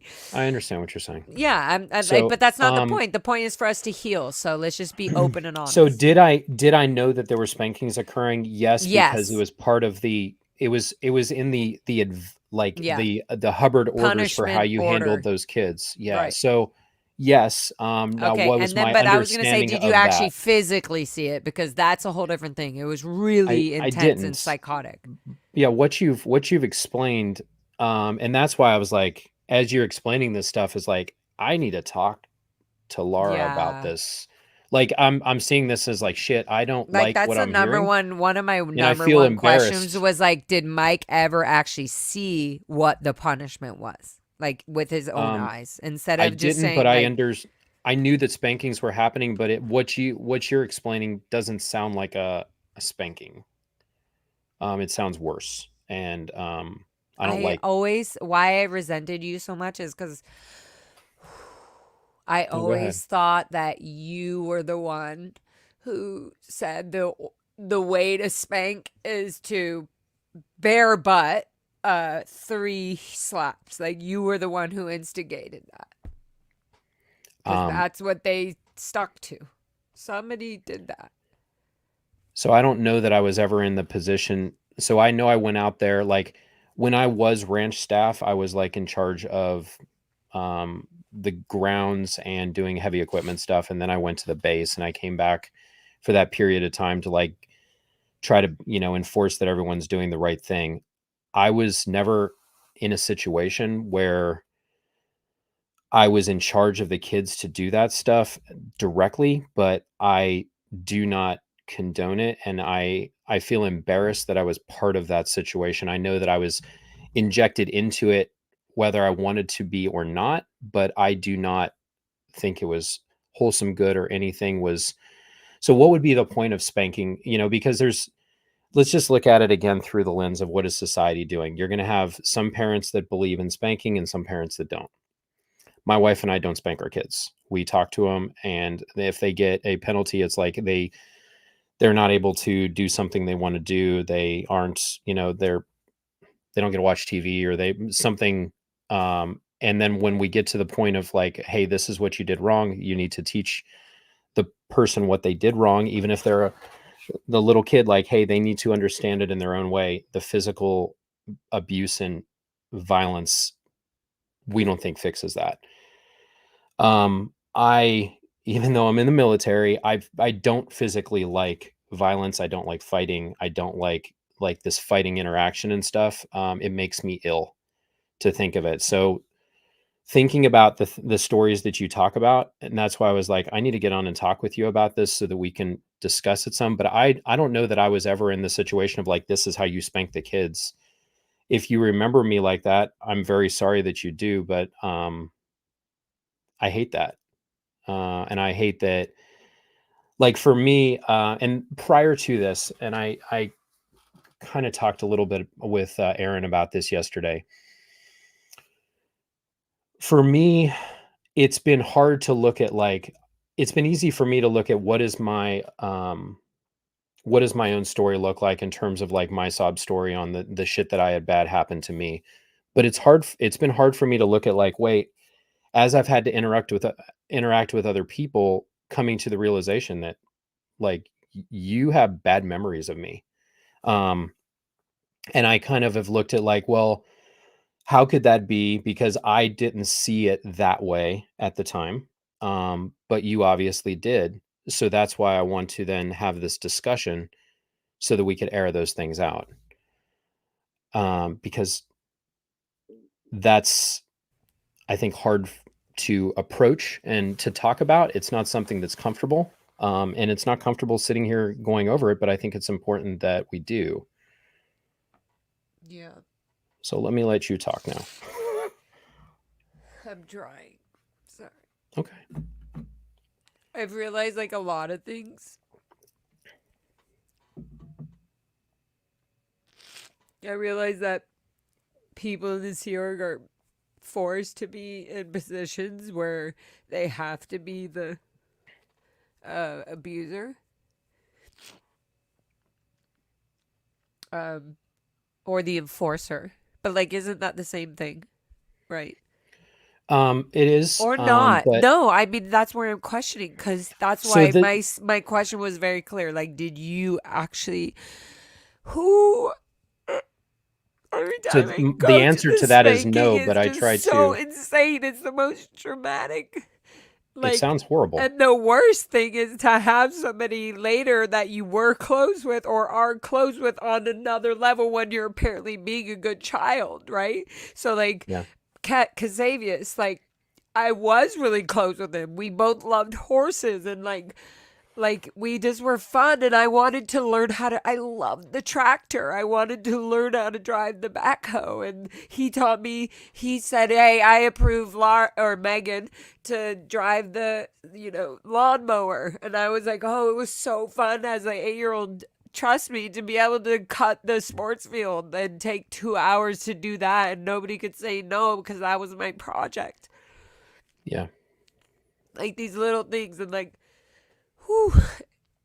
So I can at least give a comparison on something, and hopefully it helps frame it. So I think everyone pretty much knows who Claire is, right? Claire Headley. Yeah, She's an yeah. amazing person. Like specifically without Claire and her direct help and her like taking time not only through the foundation to help Rosemary, but being there for us, it would have been almost impossible to get my mother out. So Claire is one of the Why most what selfless. do you think can I just ask why in detail like on that specific thing like cuz Claire's amazing, we know that. And like I love Yeah, yeah, Claire, but I'm just absolutely. saying like was it the aftermath or was it Claire? Like is it Claire's knowledge of Gold Base and what they're going to do and how? Or was No, it no, no, the no. Well, aftermath give you guys money to be able to just always like, oh, we need it, like I said, like a lift or whatever you need, it's just yeah, there. yeah, yeah. So those things are true, but Claire personally, like as I'm trying to work out, because there was a lot of logistics to work out to get my mother out of California. And anytime, day or night, I could pick up the phone and Claire's right on the other end. Claire's busy. She's a mother of three and she's a businesswoman. She's got a lot of shit going on. She made that a total priority at any time. And anyone who has interfaced with Claire or watched her videos, she is like that. And like what you see on those videos is the Claire that you know. Um, so we can agree that Claire. So the point being, we can agree that Claire is an amazingly gentle, loving person. In fact, Yes. Claire, yes, Claire, you would I don't know what your intention was at this time, or you had no idea or anything, but you like friend requested me or something on Facebook, and I was like, oh, it's Mike Mhm. Brown, and then I was like, oh, I don't want to do that. Like I was like, Well, oh, and when then you had Claire first started texted talking, me, mhm, right? Claire texted me and was like, hey, I had no idea what you're doing, what your life is. I had for no sure. idea, nothing, literally nothing. And Claire So just kind of mentioned, like, hey, Mike Brown's there. And I was kind of like, well, fuck him if he doesn't, like, fuck whatever he's doing if he's not gonna, And she was like, no, I think he just really wants to. And to I talk, still yeah. ignored it. I ignored it. I was like, I Mhm. just didn't even. I think I'm so rude. I just didn't respond. So, Anyways, well, and that's then I okay. saw your But videos and everything right. and everything. And I was like, wow, like literally within 24 hours, because I was like, obviously, like, oh, what's the next one? Oh, he just did this Aaron. Oh, I was like, oh, this is Mike. This is Mike, like literally his own So, life. Like, probably a anyways, yeah. different person than who in your mind you had A me hundred established percent. as, And right? then I was So wondering, like, yeah, whew. let me explain for you how I saw Claire when I was at Gold. I was terrified of Claire. Wow. Also, I took care of Claire's This dogs at is the Int Ranch, and I right. thought that was, and it was a very important job, and I needed to write to her oh, that's where we go. Full circle RTC reports. So I just sent her the reports through the RTC notebook, like in the Yeah. envelope, in the box, and about the dogs. And then I told her what about spankings and all that, and something happened from that. But go ahead, sorry. So when I was at Gold, I was terrified of Claire because the position she was in, the fact that if you would say anything to anyone in RTC, it's your ass. Like you're absolutely you're going to end up restricted OGH. You're going to go to the RPF. Like you're just you're. I became fearful of people in positions over me, and even though I'm not generally a fearful person, that's how I saw Claire. Um, then contrast that against the Claire that we all know and love. Like these are not the same. The person that I had in my mind was not an accurate representation of the actual person being pulled out of the situation of the int base, the Scientology, and all that. The way that they would have their actual like personality and the way that they handle things in life versus the way that they were existing in order to fit into the mold of that organization for their own survival. And that is me looking back at like, how could I be such an unpleasant fixture in your memory? Probably is something similar to that I was a person that wasn't what was not there for you, and I had my own shit going on to such a degree that we're just all become part of like a cog in the machine that just keeps rolling over people. The one thing that the Sea Org and Scientology never was for me was a safe place where I ever felt that I could share my feelings, my thoughts. If I ever had a problem, I could voice my opinion. Fuck no. Same. It was terrifying at all times. And I'm even guessing when you were down, and this is complete conjecture, down in Florida working for the CMO, you experienced similar things to this. 100%. So I would expect you to, and then looking at like, why does she not want to talk to me? Why does she not like, because I was thinking like, holy crap. Like for me, I left and I went to the army after I got out of the like when I got out of the Sea Org, I left everybody behind. I didn't talk to anybody, any of my previous life. I just started from scratch. And all of the things that I went through, I compartmentalized them away and put them behind me. And then as I've slowly started talking to a few friends that are, about the same age as me, and then people that are willing to talk, I actually am hungry to go over it because I have Yeah. so much unprocessed shit of my own that I need to do that. Like, not to be godlike or universal or whatever, but like if this experience didn't happen to me, obviously I wouldn't maybe be this tough like personality away from society's norm. But Yeah. also at the same time, it's so sad to really start enjoying and loving life and writing all these great music and having performances and realizing truthfully like how much was stolen and put in a certain way that we're like, how detrimental is that? I'm a wild butterfly. That was horrible to do to me. Yeah. And I'm not not you. I'm just saying like Scientology does this frame of mind. It should absolutely be so illegal to do this to human beings. To have children involved in something like Scientology, like this was the upbringing was it was not right. And it But should have like never Mike, been the you way were that it was. lied to every step of your childhood. Tell me one time you actually achieved something you wanted as a child. Like riding your motorcycle for what? How long were you allowed to ride? Can we pull that photo up? How long were you Well, allowed yeah. to ride your So motorcycle? eventually I ran over For an Richard Levine and hour? broke his leg. Yeah. Oh, I was gonna say Matt Price and Justin ran over Jean Tomasovic and broke her hip when they were roughhousing in a car. They didn't talk about that, huh? Oh, do you know that the story on it? Yeah, so they I were don't know. inside of I think they were just being playful, and then one of them so they were accidentally. no, it was a huge thing that I happened. remember So this she as a was kid. I could not believe that Jean Tomasovic got hurt. I was like, well, she oh was my sitting god, on the wheel well of a large I think flatbed truck, yeah, and Matt and Justin were or the inside the van or cabin. something. Yeah, No, it was a big truck. It was okay, the like, remember we Provender had the big truck. deliver It was the No, it Provender was one of truck. the big Oh, delivery trucks. It's one of the flatbeds from Gold. And she okay, had a driver's license and was as good at like she was one of the few people that could drive this right, thing. It like drove like a semi. It totally. was very, very large. And She also later drove all the school bus and all the big. She correct, yeah. knew. I think she had some license or previous experience or whatever. Anyway, sorry. Yeah. Excuse me.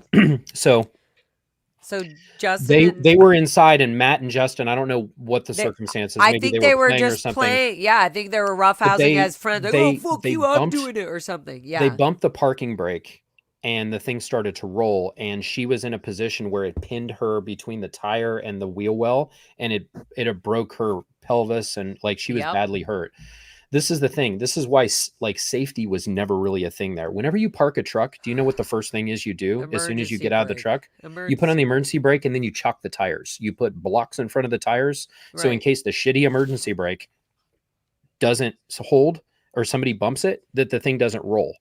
That is like the most basic safety mechanism that you do. But safety was not ingrained as part of what we did in anything. Yeah. No, Sometimes there and would be, but that was an example of a huge accident that almost killed someone.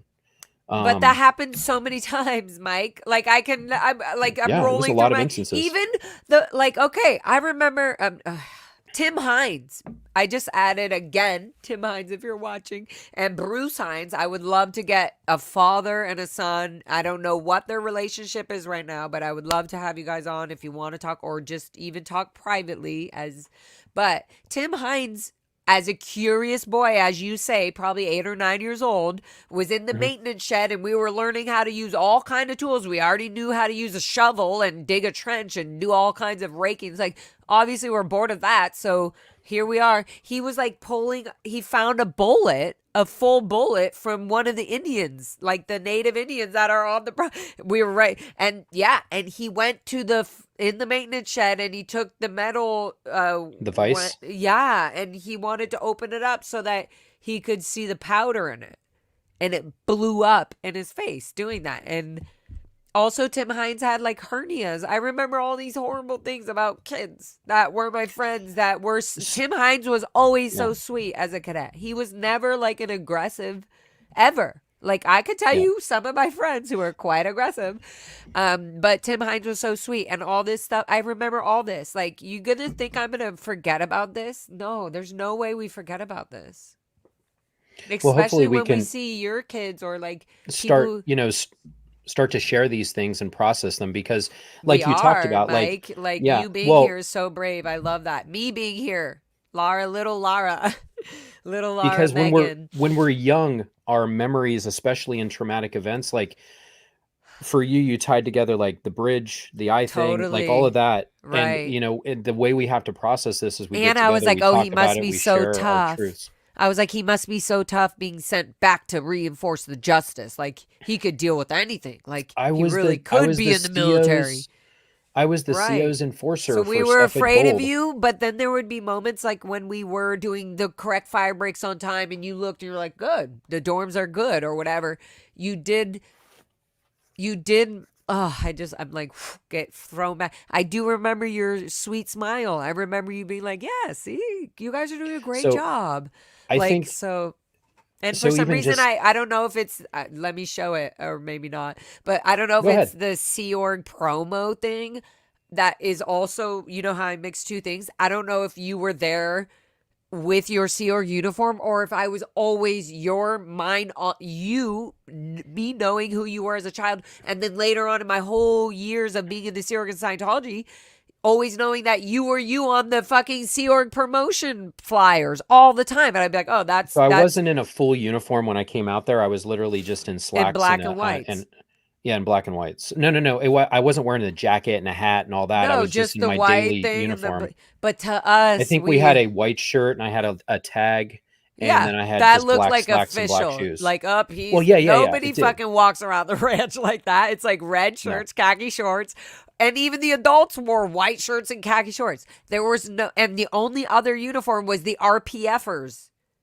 It would be their They were wearing uniform. black. So do you have the photos some of the photos I sent Yeah, you? let's see if I can We should. do this So without let's pull up. crying This a is river. so let's pull up Jesus. some of the younger ones of me. This is Mike Brown, like when I'm probably 13 years old. Well, And I let's look see. at I these don't and know I'm if like, I'm that man, good, Mike. Jesus. Let's see. this Present. Let's see what happens. we're both like trying to learn StreamYard. There's no telling what you're about to Absolutely. put up on the And I screen. don't, I look, I would rather create music and art and beautiful things than do this. And I know I need to. And I'm getting there, guys. It just takes longer for some, especially when we're on our own, right? Yeah. I So think at I some do point, have some Sterling and people I are helping going to me. do the story. We're going to talk about how I ended up getting that motorcycle because I Wait, so totally lied in order to which go and pick it photo? up. Okay. Oh, yeah. Well, also, I would love to even just for my own, like, Mhm. you know, I would love to have Sterling on with a live with you and just be like, no, Sterling. Like, I would love, honestly, I don't look at the comments until near the end because there's so much rude shit that people say without, you know, they judge the book by the cover for sure.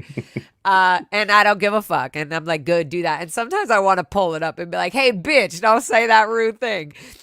Anyways, but so which photo should I pull up first? Because Just pull up anything. We'll just go through them and I can explain it. okay, I want to pull The up ones this where I one looked photo younger. because Mike, you I was a always little look chunk young. too. Take off your hat. You look yeah, you look Well, I like got Aaron gray going on yeah, in here. it doesn't. We can't see it. First of all, I have wrinkles under my eyes. People can't see that. Oh, I do too. So I'm using But the Mike, take off your not the hat older because you filter have thing. a full head of hair. I've always known you as a full head of hair. Yeah, So I'm get rid doing of that good, but, military. I think the hat needs to go for the rest of the stream. well, this is my buddy Aaron Tom. Smith This Levin why I is wear jealous of you. Oh, So what is this that? particular hat it's a picture of a Chinook on there, and then it's just my I have my friend's initials. You may have heard Huh? about a Chinook. It was a logging Chinook. It actually crashed, and the crew died. They were doing firefighting, I think, in the I did Midwest, hear and about it. it crashed in the water, Uh-huh. and the crew died. That was one of my best friends. So this is actually a memorial hat for him. Okay, well then That never happened mind. last year. That's I'll stop, man. No, I was just saying I love a full head of hair. And also I hated the fact that Simon when I was 19 years old, married to my husband at the time, Mhm. I hated that he always had to wear a military hat like for his job because I just loved his like cute little spiky hair. Like I just wanted him to like show his head and he couldn't. He was like, I was like, but honey, you look so hot. Anyways, and he was just like, babe, I gotta put my fucking hat on. Anyways, it was just funny. So it just reminded me, like, no, military boy, show your hair. We're Okay, so hiding let's from see the if I world can do with this. camo. All right. Yeah, you little fuckers. Also, just so you know, like, if I really didn't somehow find myself, I think one of the reasons I didn't join the military or Air Force, and that also was a choice for me. A few of my friends, Amy Carr, Simon's sister, who I was married to, eventually joined. She's, I think, still in the military. Plumie, Susie, like all these cadets that I grew up have joined the military now. So I'm like, Okay, so this is something it's that I mentioned. crazy.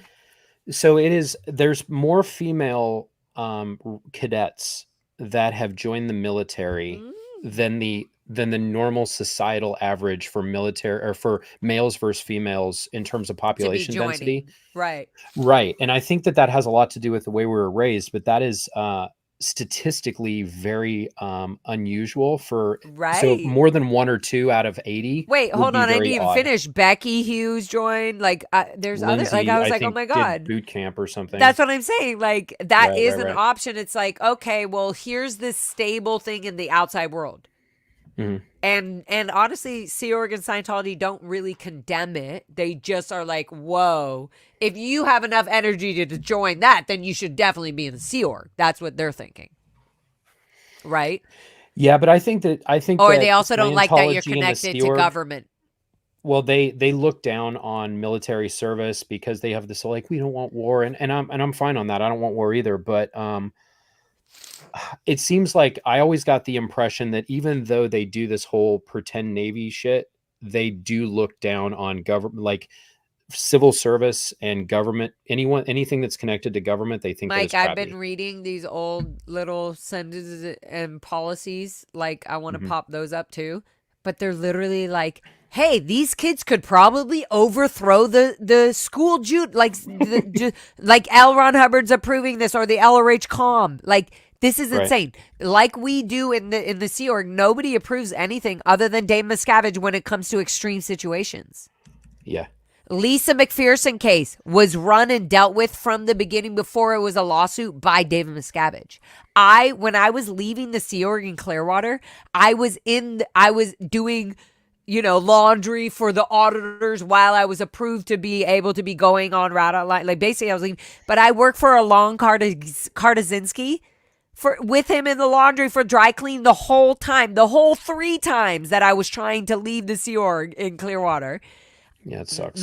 But Alon Kartazinski was the CS on the Lisa McPherson case. Oh, He okay. told me himself, the reason I'm not getting sent to the RPF is because legally that would look like the person on the case, if they were to investigate, did something wrong. So, and now Dave Miscavige is just having him do laundry at the Hacienda.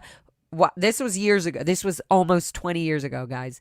And I was there trying to leave, and I learned, and he showed me opera music. He showed me all this stuff because he was like this intelligent, insane, amazing guy. He was even trying to convince me to stay.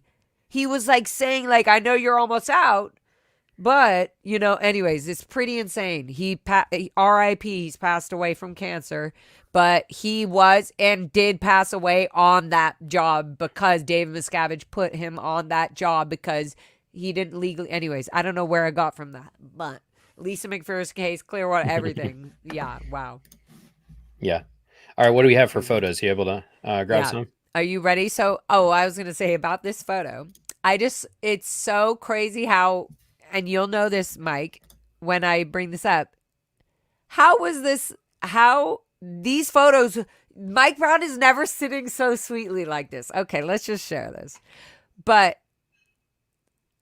this is These were probably 100% like PR. Oh, look, he looks so good. Look, This was it's for a Christmas card. Yeah, it's Yeah. yeah. And behind you, right here, I'm going to zoom That's in, the guys. schoolhouse. And Right then the tall building here. up. Yep, this is the schoolhouse that I would blow and run away from all the time. And this would be basically the grass area that my brother or somebody was trying to run and get me. But so they did a bunch of photos like this with all of us. I remember I had And they look we here would with take the Int these. Ranch. We would take these pictures and then we would give these as gifts to Christmas our cards parents for to our Christmas. parents for Mhm. Christmas and said, look, we did this cute photo shoot for you. And there was there's one with me and the dog, the husky we had, Wolfie. That was a couple years before. Oh my God, let me show that. Wait, that was one of my questions. It said in the photo, is that Wolfie? It is, yeah. So I can't tell you guys. Okay, let me pull it up. Okay.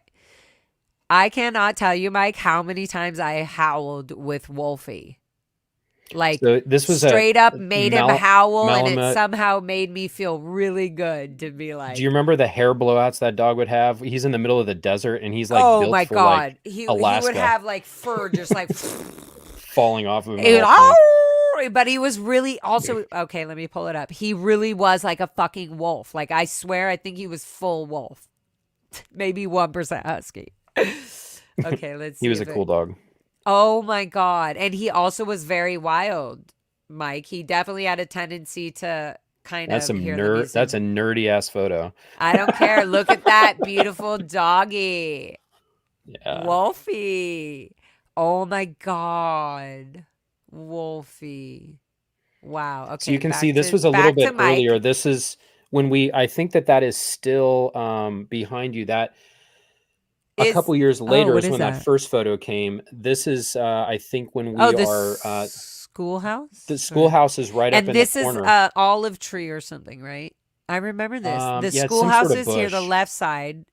but Like there's a bunch of basic landscaping not yet done, is what Right. you're So seeing there. where everybody just saw Mike in the last photo is basically right here. All of this Laying down, yeah. is him laying down on this grass that eventually was here. But I think this was an So earlier photo of you. I was Yeah. probably maybe 14, maybe 14 in this photo, and in the Wow. other photo I was probably 15 and a half or so. Isn't that crazy, Mike? Like, Mhm. so even these animals have connections to our timeline. Like, who do you think was the owner of Wolfie at the ranch? Danny Hill. Whoa. He Whoa. was he was the What? original owner of Okay. Wolfie. I had no fucking idea about that. Mhm. Especially, I hate to say this, but Danny Hill did have some bad things about cruelty stuff to animals, whether that was Scientology raised or not. I'm just saying those were like no idea that Wolfie was Danny Hill's dog. Wow. Originally, yeah. So And then then I I don't know if felt you like it was remember, okay. Yeah, I want to hear what you. Matt had one of the Matt Price had one of the Germans, originally Wait, no, no, Tasha. no. Wait, let's stay on Wolfie for 1 second and then we'll go. Who Okay. do you believe later became the owner of Wolfie? Was it maybe Lindsay or Becky? No, probably. I But don't who was the real adult, remember? Because only adults can really take care of animals. I couldn't remember, honestly. I'm drawing a blank on it. Okay, well, Leslie Epstein. Maybe she Okay. just became the handler of it since, Maybe it was because because maybe Danny Hill Nathaniel got was offloaded. Danny Hill got offloaded. And one of the reasons, I hate to say this, Danny, if you're out there listening, one of the reasons because he was having cruelty thing. I don't even want to say it, actually. I can't even say it because it's so fucking horrible. It's not that horrible. It's horrible to me in the moment of something that I was dealing with. And same with him and a bunch of shit. But so that's crazy that was his dog. And so then that had to get shifted over to probably Leslie Epstein, who was the like kind of the qual, like she took care of like, he was like lead emotional or instructional stuff. auditing. Yeah, like if you had an upset Tech or checking for issue. kids. And she was the only one that was, she was the only one able to use the e-meter. And she would be, do you remember this, Mike? It's on my thing. Do you remember Leslie Epstein would be smoking cigarettes while she Do you was know using the e-meter in front of children? Like in that she little died- room, you have to have She died on the from RPF with cancer. Rosemary from cancer, yeah. With Rosemary? Oh my God, that means Mhm. my dad probably Rosemary there was too. on the RPF with Phil. Yeah, I know. Just so you know, guys, y'all listening out there, me and Rosemary talked, and wow, in 3 ways. Maternity, I felt, holy crap, I felt like almost like I could almost hear my own mother's voice out, and like possibly hoping to see that I could see my mother being like, yeah, Lara. And then I saw like maybe my mom would be like, I just love you so much and thank you. I don't know, whatever. So I saw that. So that heals a little bit of that big hole that's empty. Right. And then I also saw like this, oh my God, I saw this like abandonment of like Rosemary, and when we were in the galley of the office of the when we were in the back office of the galley where Panuccio and the whole thing was, I remember going back there on the purif. I was a 9-10-year-old on the purification rundown with Danny Dunnigan's wife, and Rosemary was all of a sudden, she was like always doing these fancy things for the execs, like steward She's stuff. making plates and stuff for him, yeah. Yeah. Picking And then them all of up. a sudden she was in the galley. And then she was like doing her 7-hour graph or something or whatever every time that I would come off the purif to wait for the van ride, or I was doing my own purif like writings of I had to write, at the end of the pier, if you have to and I didn't have time to do it at the pier. So I was doing it in the office waiting for the van ride back to the ranch. So they're like, go back in the office. And every time I would see Rosemary, and I was like, how is Rosemary here when she was this servant to these executives? And then she was in gumboots and a white. I just felt like, how is this sweet person doing this? At that time, she started sending me packages. I must have told her, really? I must have told Yeah. her something in there well, I'm not doing good on the pier if I don't know. I must have been. I was talking to her, Mike. I was talking to her about when I told her you about guys that. had She a was long like, "Oh my conversation. God!" She was like, "That's where I saw you." Mhm. And I think that Interesting. was the moment where she started to go, "I'm demoted. You're kind of demoted." I was in ethics trouble doing the pier to better myself. So Because that's the fix, right? I think Right. at that Anyways. time is when she had been removed from exec strata, Yeah, and then she she was was. in there. Yeah. So Yeah. in exec strata, did she also serve Mitch and all these people when they came into town, make sure their rooms and everything? Was that, or So was that a whole different after job? she left it, yeah, after she left exec strata, she was then moved down into gold, and then when she was in gold, she was put in charge of the G's as the housekeeper for the G's, and that's when she started taking care of Mitch and Danny Sherman, and it was after she left exec strata for Okay. about 4 years. So that's between probably 80. So she didn't get Sorry, RPF'd. about She didn't get no, RPF'd right away. no. So they waited until Ronnie Miscavige and Biddy had left, and then later they were getting rid of a bunch of people, and they sent her to the RPF because of the abuse she went through with Ronnie. Oh, man. It's bullshit. Okay. Anyway. Yeah. We're going to All right, back to photos. What do you have? Okay. So, which one do you want me to show, Mike? It's up to you, boy. What do you got? How about? So, do you have maybe one of the ones? Do you want to that, see the German Shepherd one so you can explain those cute doggies? Sure, Or no? I know one Are of you them's name over is it? Tasha. No, one of them's name. So some of the younger looking photos of me, you can tell. So the ones where I look chunkier than I did in those last two photos. How about I don't know what that means, Mike. That's your own insecurity. Okay, You well, look, honestly, you know what? You look amazing and beautiful, and you always have. thank you. And that's So I what's so think- suck is even in the times when you were sweet, I know you had to be harsh, but I do also as I was remembering everything, I was like, wait, I do also remember times when we did do perfect marching drills. I know that was our excitement, but you were happy and you're like, see guys, I knew you could do it. You did validate us. So there was this weird fucked up connection of understanding and I knew you guys could do this under pressure. Now keep it this way when I leave, anyways. Yeah. Whatever. Okay. What's so crazy about these photos is they're all at the same angle, looking up towards the schoolhouse. Now that you were looking at it, strange. which is So this is- why which is there's creepy psychological things. There were certain angles you weren't allowed to show. The Saboba Casino is right over these hills, or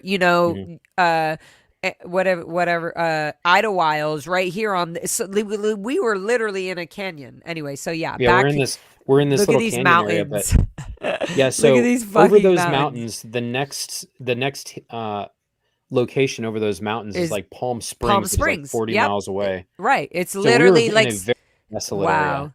Yeah. And me and Sarah Leobard one time, by the way, hiked all the way up and went to the top thinking we were going to, I don't know what the fuck we were Get thinking. away. And That's we the looked wrong down and direction we to saw go. the whole, yep. We were like, okay. You see the whole world and you're we like, have to go fucked back. up. Yeah. We have to go Yeah. back and try this on another day. So these two Germans, I'm pretty sure that the one on the left was Brewster, and then the Yeah, one on the wow, I right forgot about is that. Tasha. Yeah. Tasha was Matt Price's Brewster. dog for a while, and then I don't know who. Can kinda I took ask over. something? Did Tasha run into clear windows a lot? Sliding glass doors and stuff? I know there was maybe some... she started getting older. She was an older German, Aw. and Yeah. Brewster remember was she younger and broke a he was very window. energetic, but I think she started kind of aging out a little bit and probably had bad eyesight at some point.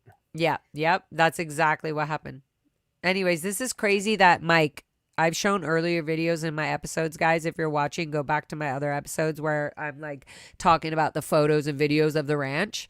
This is how bare and gross the ranch was.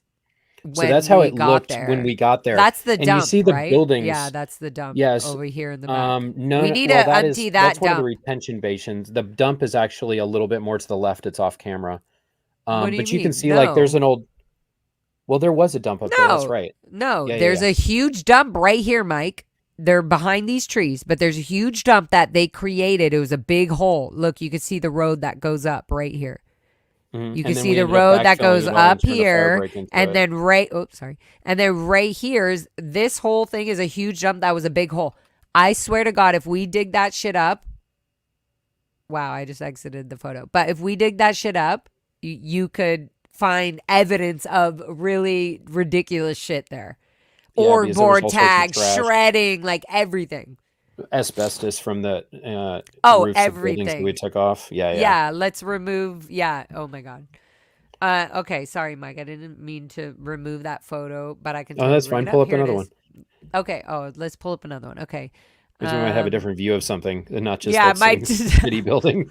Like it's all of the It might schoolhouse. not just be the schoolhouse. Well, here's that motorcycle photo I wanted to show you. And you know why I also want to show this is oops, almost ended our stream.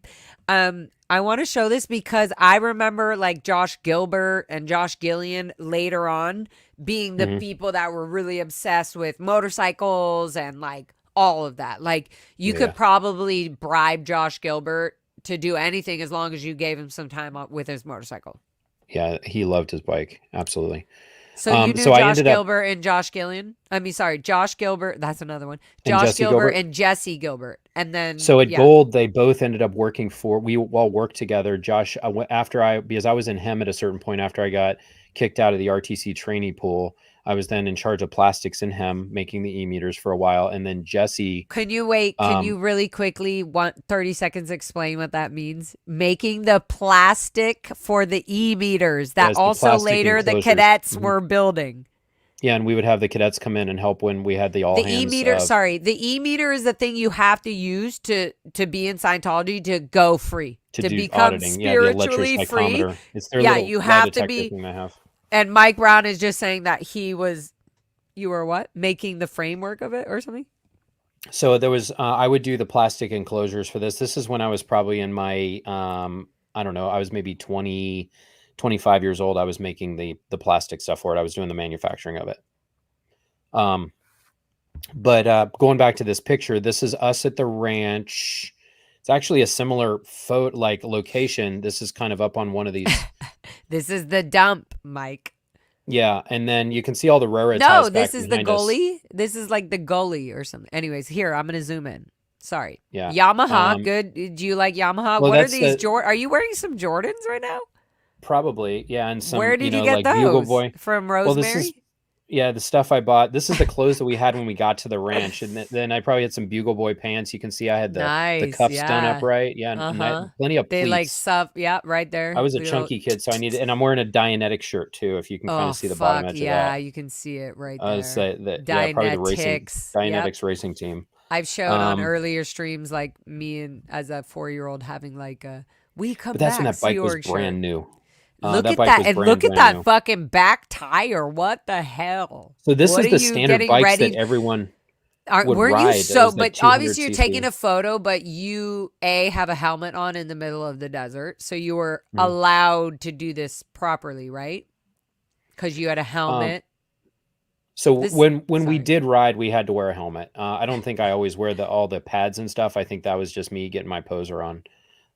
So By your no offense, but by your mother or whoever's took this photo, Yeah. right? Because probably when did, yeah. when we came to the ranch, my mom is obsessed with photography. And wow, look at her in editing, But Yeah. she's so obsessed with photography that like even for gifts and presents, COB will give Dave Miscavige will gift her like things like the most amazing camera that she can only shoot her like she's not going anywhere to shoot any of the, anyways, whatever. but they know that she likes these things and stuff, so he will purposely give her these gifts.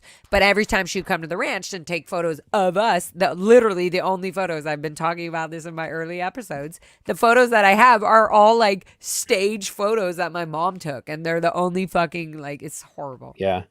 Well, the the day-to-day stuff, we never really were able to keep photos of that. But the only But reason the why I fact had that this you were bike, on a motorcycle is like, that's privilege. Like, I mean, in it our is. world, like, So I would have been watching you no like, one could whoa, what is afford he going to that. do? What is he going to do? Yeah. I would have been So watching you during our free time. So my parents were divorced, and my father was paying my mother child support payments, and that money had kind of accumulated, and it was the money for me. So she was like, "Well, let's buy you a motorcycle." This is what all the executives at Golden Air Productions would ride these same. This is the Yep. exact model of bike that Mark Headley escaped Golden Air Productions on. Is it a Yamaha TW Trailways 200cc motorcycle with that ridiculously big ass tire on the back. His was just a slightly different color. His was a white and blue when this was a blue and black. Anyway, Yeah, I kind of remember that. You're so like, mine's ready. No, I remember this yeah, whole so I like, had this for a while, and then when I was in trouble, like when I wanted to leave, I still had that bike, and security used it in order to drive the security guard back and forth from the base. Kenny Campbellman, who would open all the oh, letters for everybody, he would wait, drive my Mike, bike I back and have forth. Yeah. traumatic. I I have won't bring up his name. I don't traumatic. want to talk about him. I can't stand the guy. Wait, so where is he? Is he still in the Sea Org? Do you know? He must be He like must be, right? he's There's like part of no the way. furniture. We would have Yeah. fucking figured it out. Yeah. Dude, that dude It's tortured. kind of weird and creepy. I don't know about that fucking weird mustache. Like, who the fuck has a weird fucking. Anyway, sorry. Okay. Do you have the photo that Yeah. of Rosemary and I? It's like when we're Yes. up. I think we're in the motels by one of the door rooms. It had those weird flags on the doors. Let's see. I wonder. Oh yeah. Whoa. Wait. You know what? I was like, I almost didn't upload this photo because I was like, we don't need to see that. They must have been having fun somewhere. And then I was like, no, I want people to see Rosemary and you as a like your like connection as Yeah, a so young this is child. Anyways, okay. right. So And let this me is when share she would have this. been coming out. She was So, an but exec now that strata. you She was sorry, go now ahead. you said flags on the dorm. I'm like, those were the dorms. Mhm. I thought you That's the guys were motels. like, I don't know why. I thought you guys were like in some country, like, because I thought Oh red, shit! white, No, that and was. I don't This know. is I when thought she was coming out on a Sunday to pick up like Jenna and Justin or unbelievable. something. So what's the red, white, and blue? What's that? It's one of Oh, those sorry. flags. I'm Like looking it's a at the signal photo flag. without sharing it. I'm so rude. Wow. Mike, you should have been like, You're I just don't know, keeping it all to Laura. I can't. yourself. I You're like, I know. can't Put it see up it, so I Lo. can tell you. Yeah. You're like, I So this remember it. This picture Okay. of my mom, she in this picture is probably about the age that I am now. She's in her Wow. mid 40s. I mean, she looks beautiful. She's And beautiful. This and is I'm this like, little shit wow. kid. No, Um, you're beautiful, Mike. Shut your butt. so You yeah, look this like a is cute, you can you know see she's what? You wearing do look like a sweet, cute put. You do look like thicker, which is very sweet. As a kid, that means like you're kind of I was just like like humble and sweet. I was probably the kid in the Goonies film that they were teasing in order before they let him in. Um, Aw. but you can see she's wearing the White's uniform and she has that name Yes, tag I on. was And gonna if you could say see it, that. Yeah, right that is here. You can. her is probably this is when she would be like coming up and picking up Jenna and Justin and stuff for us to go and see our like CSP time on Sundays when we would go over to the Devonshire in order to see Wow, the from the parents. ranch. So were these? Wait, so you're saying, Mike, these flags right here were at the Ant Ranch? Those Wow. are So those they took those those on off. because you I don't know where this I think they were trying to door keep the was. whole ship, Right, because crew, Apollo, blah blah blah. the initial like design had a lot of because this is like that's supposed to be one of those like pennant flags where it's thicker on one side and thinner on the other and it's signaling Totally. something. Yeah. And you But can see that same remember motif. our bars when you get promoted and stuff were also like this. Like they all Mhm. represented something. Like that's Yeah, why I was like, maybe we don't know, obviously. But and I'm anyways, trying to remember which building this is. I think it's somewhere in the the motel units, but you motels. can see Yo, that for sure. same That looks like the shitty paint job. lounge. This is a hmm lounge. This looks like the lounge. Oh, you know what? This also looks like it could be the main building, the big house. Sorry, the The big big house. That's house. what we called it because they had these long windows right here. Yeah, but These we long weren't done with windows. the renovations on the That's big true. house That's yet. true. Yeah, So I you're think right. that might have been later. Anyway, I can't place exactly where it is, but it's that same Oh my burnt God. or that burnt red Rosemary. color. Yeah, Rosemary, if you are watching, I'm sure you are. We freaking love you. My little heart loves you so much. I want to say that Rosemary sent me packages, and I knew even if I was on the pier, if in a stance where I felt like I was actually more ethical or in a good standing, because she was obviously in trouble. So she was in the galley. And I was like, oh, look at me, an ethics somehow ethical child getting her ethics in, Pulling being something able to nice in. do right, being able to do the pier at gold, Well, and then somebody's giving you some attention for a change. for sure. And she'd be like, "How are you doing?" She would just be so Yeah. sweet, and I'd be like, the question would just be like, "Oh yeah, I don't know," and I think she kind of would be like, she asked, "Oh my God," she would just even now that I'm thinking about it, oh my God, she'd ask me like, what's up with your shoes? Why don't you have some new shoes? Oh, we should get you some. Oh, a pack of t-shirts isn't that much. It's the white hands her way or fruit of the loom. We could get you 12. And I The was good just like, stuff. why does this person want to see me look good? Yeah. She's And just a this nice was person. after me trying to be respectable, be in good uniform, and even if I came with the white shirt and the khaki shorts, it better not have stains and stuff, and the stains Yeah. will literally come from the panuccio from the fucking galley, from the oil and stuff, because never, unless I was using or they would be bleach stains from our uniform. Anyways, hello Rosemary. So yeah, I love the photo. Wow. So I am going to be getting short on time because I We have are- to be up yes. super early, but I know there's probably some questions. Yeah, and chat, so let's go there. Let's go there, but let's try to go through them rapidly if we can. We are. I'm very good at this, guys. I can fucking let's do do it. shit. A to B, A to B, A to B. All right. Miranda said, I'm excited. Both of you get to share your sides of the trauma you were both put through. Be strong and remember you're free now. P.S. It's my B-Day. Happy birthday, Miranda. Thank you. Very sweet. I'm going through all the starred ones. So if you want to donate or do whatever, do it now because I won't see it otherwise. Love y'all. Lara FM, it's been inspiring to see you go in this healing journey and find out more about your own background, right? Yeah, it is. Hello, Megan. It's with an H, Don McKay. Love you guys. You've risen from a horrible situation to a wonderful life and position. You'll help so many others. This is correct. Question from Free Exuna Project. How many people had the code for the phone? What if he was knocked out? Oh, the code I at think the ranch. all the adults had it, and I know that it was probably written. So this is Only not the super- adults had it. Yeah, only the Right. adults had it. But That was it. I wouldn't be surprised if somebody wrote it somewhere down because they couldn't Totally. remember it. It's one of these things of hey, I'm going to put the password, I'm going to put a sticky note for my password on my computer. It was Yeah. probably something like that at some point too. And it's I don't think the kids will notice it. And I'm like, I think they're smarter than you think they are. Yeah, But, anyway. they will definitely, and they will also see where your finger goes. Dun, dun, dun, dun. Yeah. Dun, dun, dun, Just dun. because we it weren't went educated through. doesn't. Hi, Mom. Just because yeah, we're they not said I could educated call doesn't you. mean we're not smart. Right. Wow. Yeah. How many times have I been told that after thinking I wasn't? No, I'm not smart, but they're like, you're very smart. I'm like, I am. Very fun. Okay. Did I already read this? Lara FM is, yep. I'm going to undo. Oh yeah, hugs to both Mike and Lara. The courage to go through this healing journey is remarkable. The honesty and the vulnerability is shown. Yep. Thanks, Grace and Faith.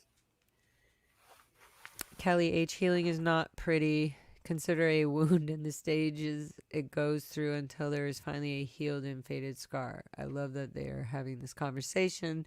They are helping others too. That's why I Thank started you. this. Yeah. Mike, I'm so glad we had this conversation. I am too. Oh, no, I'm so happy to see this combo happening. This is healing me in real time. For those of you who were never in and never trapped, there you have no idea how huge this is. I bow down to both of them. Oh, thank you. Nora's too nice. Nora. Oh, Oh, no. Nora. Aw. Ann Walsh, I think, is our secret admirer. It's not Lara's loud voice. It's little Megan's yell on. There you go. Yeah. That's what I say. And Mike, if you see any questions or something, you can answer while I'm doing this. You don't. Oh, So much respect I for haven't even Mike. looked. Yeah. Okay, but good. Go ahead. Yeah. He cares so much for people and wants to make their lives better. Yes. Thanks for Long-haired saying fan. that. I mean, this hasn't been an easy conversation, but I think it was important that we had it, and I'm glad that we did. But I appreciate them saying that. I Yeah, appreciate it a lot. I do too. And I also love that we know that we can have a more even detailed conversation because we already understand like the outskirts of like Yeah. the crazy shit. But like I would love Well, to talk about like Aaron Woodruff put me on a PAB 6 program, and that PAB 6 program was like gotten from when you guys came and were like, oh, well, if somebody's being psychotic, then we're going to treat him like a psychotic person. Like just like a yeah, child or a cadet sucks. anyway. So yeah. And like I fell down from a cliff from like, anyways, crazy. And she had to like carry. I was like, I'm surprised I didn't die. There was a huge boulder like coming down on me in the middle of the creek, and I fell from a cliff. So crazy. Okay, sorry. Blue for good successfully after becoming homeless 12 years ago. Becca's Wow. good. Awesome. Scientology did this. They're doing it still to yet another generation. I believe some still in cult of Scientology is watching this conversation and will now find the courage to leave. Love to you, Lara and Mike. Thank you, darling. Kelly H. We got to get this little biatch up here right here. Growing up in Scientology. Hey, Ron. Hey, it's so cool to see you doing this chat. Thank you, Ron. Thanks, Aaron. So good to see your little cutie pie face. Maybe we'll see you at the protest, guys. If you guys are watching and listening, we're doing first of all, I have a cute show tomorrow at the Art Share Los Angeles downtown. And I'm doing like 4 or 5 songs. The song I played at the very beginning. Anyways, I'll be singing all those at the thing. But it's I think I go on at like 7:30 or something, whatever. Just come show up. There's a bunch of artists there. I used to live there, and this is where I like deprogram myself to like Nice. And crazy, but also weird because also weird because the way I got into the art share was through Scientology. Like people, Nice. friends that I was couch surfing and doing all crazy. Ann Walsh, great interview, Lara. You have a unique story and perspective. I hope you continue to yell about it. Yaha, hello. Thank you, darling. Ann Walsh, you cutie patootie with a booty.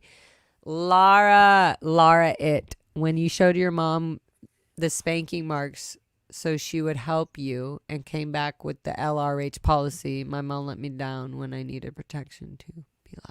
I love you. That's very sweet. Thank you, darling. Yes. When that, like, can you imagine, Mike, like, they come to you and they're like thinking like, no, dad, and they're doing this at school and da da da. And then you go and then you do this. You're like, what? So my mom was like super pissed. She was like, I saw her eyes dwelling up. She couldn't believe the bruises on my butt. And that there were even red ones that just happened. Like, she was just like, what the fuck are they doing abusing a body when we're talking about Scientology and auditing? Like, she was just like, this isn't physical. Why is this being physical, right? But then fell into line with the policy. And then so when she left my dorm, room 8, or room 10, when she left, I thought in my child mind, so imagine your kids, right? They're thinking, okay, oh my God, I finally got it off. I know I probably interpolated my mom, but at least she knows now, and they can stop doing that. They can handle me a different way. Yeah. And then she comes back with this policy letter. So it's like you're trapped in a shit situation at that point. Yeah, that's why she's like, be loud. I love you. Yeah. No, it's not even a trap. It's just like I was on my own. My mom is in a different department of love, and she doesn't cover this.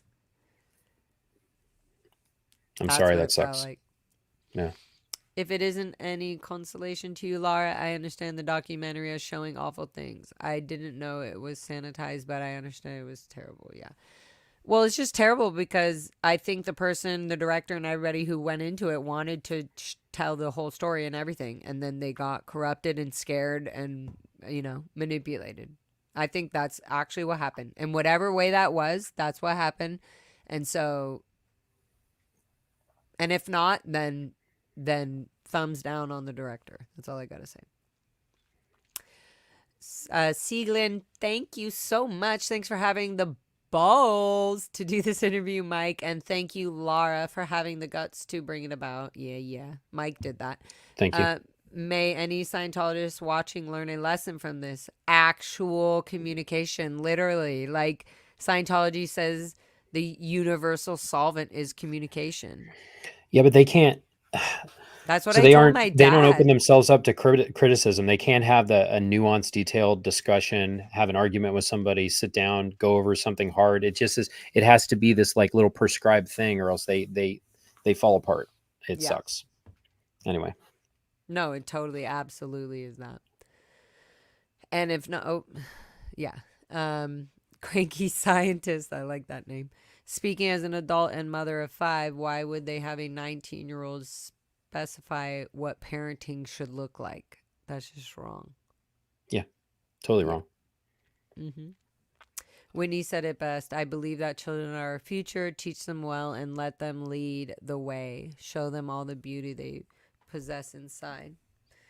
Oh, Sandy Yerkins Powers. This is the angel baby who made all this goldenrod magic happen.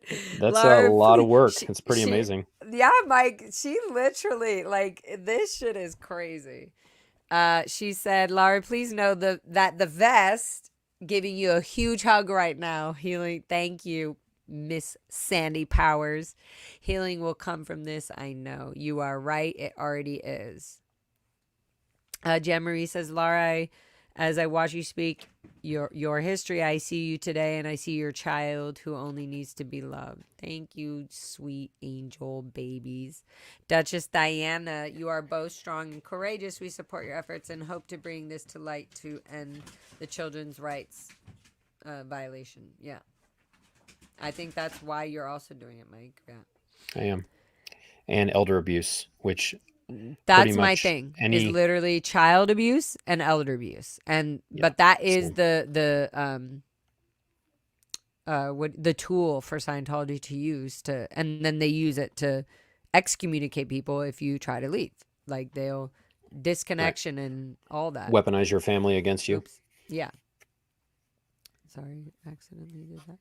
Okay, you little cutie pie SB Cracker Liquor fan, Wow. you need to calm your little cutie pie face down.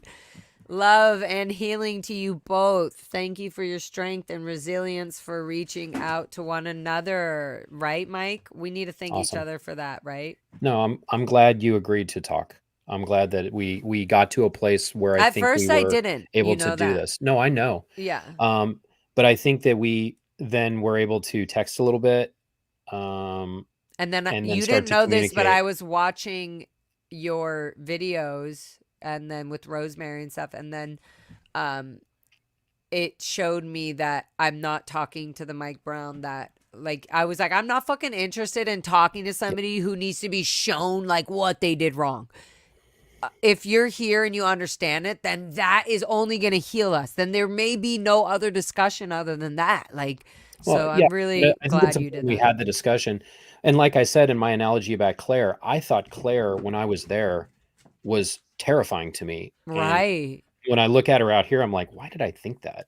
Well, that's just 'Cause she because was that in was the role she RTC. was playing. Right. Yes, we were all playing these weird roles, and we were trained to become abusive in nature to one another, and the whole societal relationship with everyone in the Sea Org is based off of, fear and punishment if you don't do things, and it's not off of fostering a good working environment. I can tell you that Yeah. for adults, let alone kids. So like, fill in the blanks with how bad And that shit can and get. then it's not just like, oh, just like a few hours here and there and it's rough. It's literally every step you're taking. It's like, where are you going on your 15-minute break? Are you going to the canteen? Are you going to the swings? Are you in the playground? Okay, come back into studies. Are you what course are you doing? Are you like, it's insane. Like every step you're taking and breathing is this. It is like we're grooming you to think that this is the planet. This Yeah. is how the planet works and you're in a safe bubble. Very indoctrinated. Yeah. Yeah. Oh, cute last ones. Thank you, by the way, SP Cracker Liquor fan. So now I get the Lara part but can you fill us in on the FM? I have been thinking FM radio because of your music talent. Yes, That's what I always thought. Sieglin, 100%. At the Inn Ranch, where I consider my whole childhood, we were not allowed to listen to the radio or CDs or anything, let alone have a radio to play. We'd be using Becky Hughes's shit or somebody who was lucky enough to have a radio from their executive parents that were once millionaires or something before they joined the Sea Org. And we would, if we were upstat and we had our production in line, then they allowed us to listen to the radio. So yeah, also FM. So FM was the radio because I was in California, obviously in Hemet.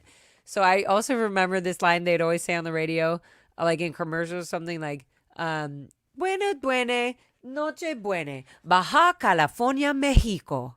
Like, I just remember that from a radio station. Like, and so there was like all these, anyway, so FM was the only channel I was allowed to hear if we were allowed to listen to music. So that covers that. But also FM, like fuck 'em, FM is very much what I also love. So there's a little play on words I'm picking up Very, there, right? very much. And the middle finger eventually turns into an antenna, a radio antenna. There you Tune go. in with love. So yeah, fuck them all, FM, and listen and tune in to the Lara FM channel. Thank you for asking great questions. All right, Mike, how do you feel about this whole chat? I'm glad we did it. I feel tired, but I feel tired too. Well, I think we've also been up. Like I'm on the East Coast, and it's getting late, and I have an early Yeah. morning. But I Yeah. think it was good we took the time. So I definitely owe my wife a thank you, taking care of everything while I'm up here And getting my from chat me on. She's too, like yeah. wrangling children. Oh my God, yes. Someday I'll be able to meet all you, your wife, your children, and everybody, and I will be the best distractor. What's great is my kids are so much better than I am, and that I think is what I Oh. want. You know what I mean? Like I just anyway, I love being a dad. It's helped me a lot. I've healed so much from that experience. I know they're not here for me, I'm here for them, but I think being a father helped me actually work through a lot of shit in my own mind, because obviously I just compartmentalized it, but it's made me drag it out. And luckily I've been with a person that's helped me kind of figure out the proper way to navigate this whole thing, because they don't come with instruction manuals any more than people No. do. You And know, they so purpose, and if they did, they take them away from you so that you just go out empty-handed. They Yeah. don't want you to know how to do good. No, They but this don't was want you good. to know I'm how glad to, we like, did it. Yeah, no, I'm very glad we did, and we should do a round 2 and Yeah, let's schedule it. just talk about all the. Let's schedule it invi- for when I don't have to get up before the sun comes up. How about that? So in the middle of the night, that's great. I'm down. I'm awake. Okay, so Awesome. Mike, I really appreciate, and for those, Mike has already apologized. You called me up privately, and before I was going off to my whole adventure of seeing Metallica and all these amazing bands, it was kind of such a sweet, appropriate phone call for you to be calling me while I was like on the road and like going to actually relax, and then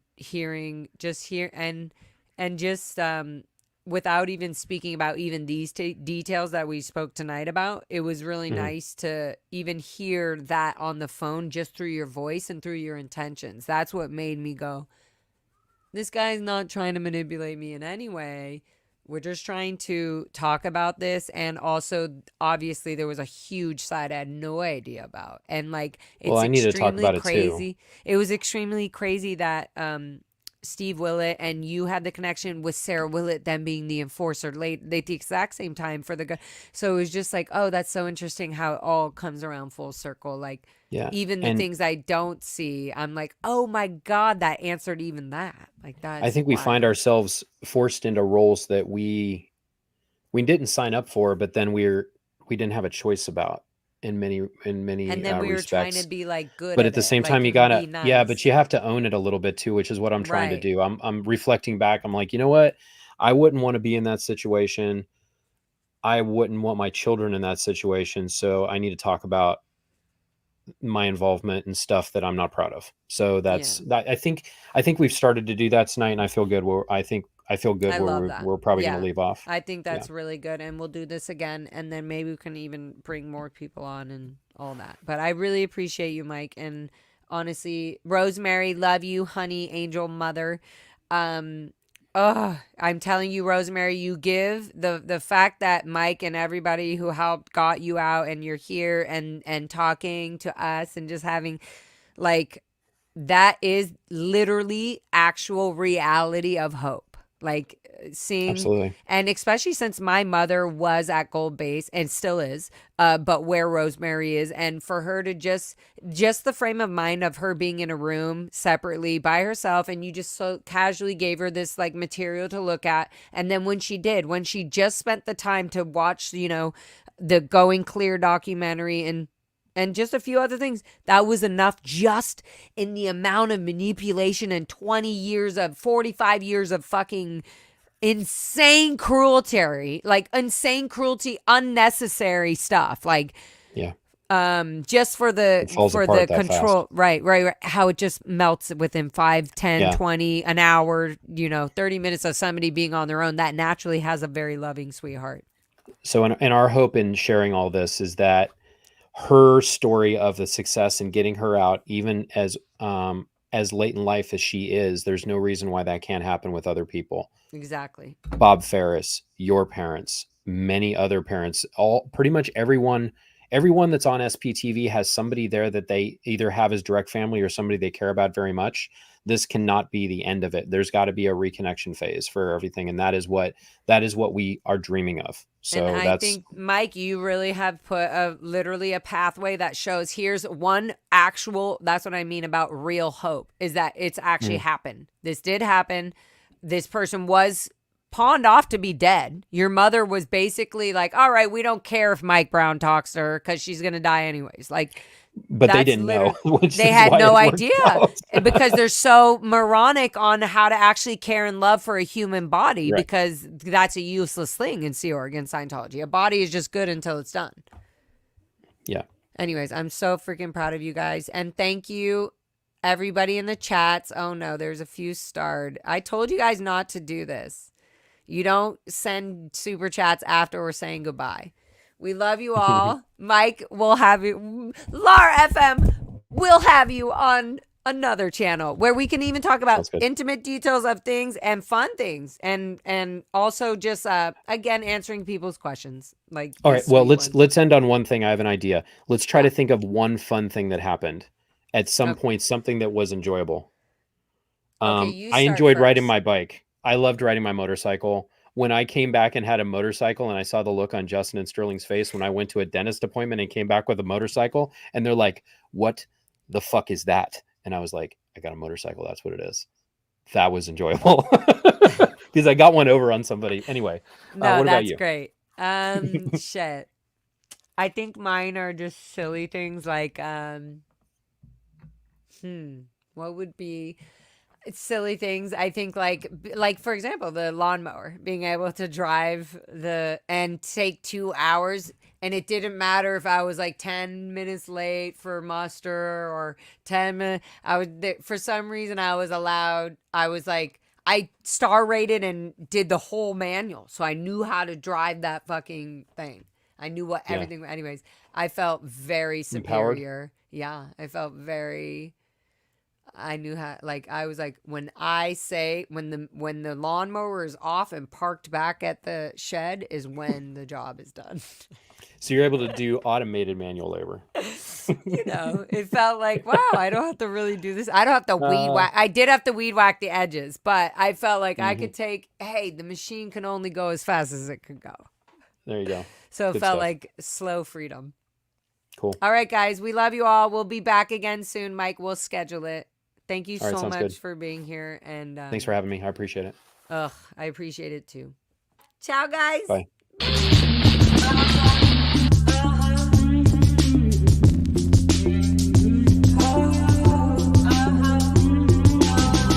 Somebody is searching for the right child. Somebody is telling you what's right. Now you're going to have to decide what you're gonna do the next.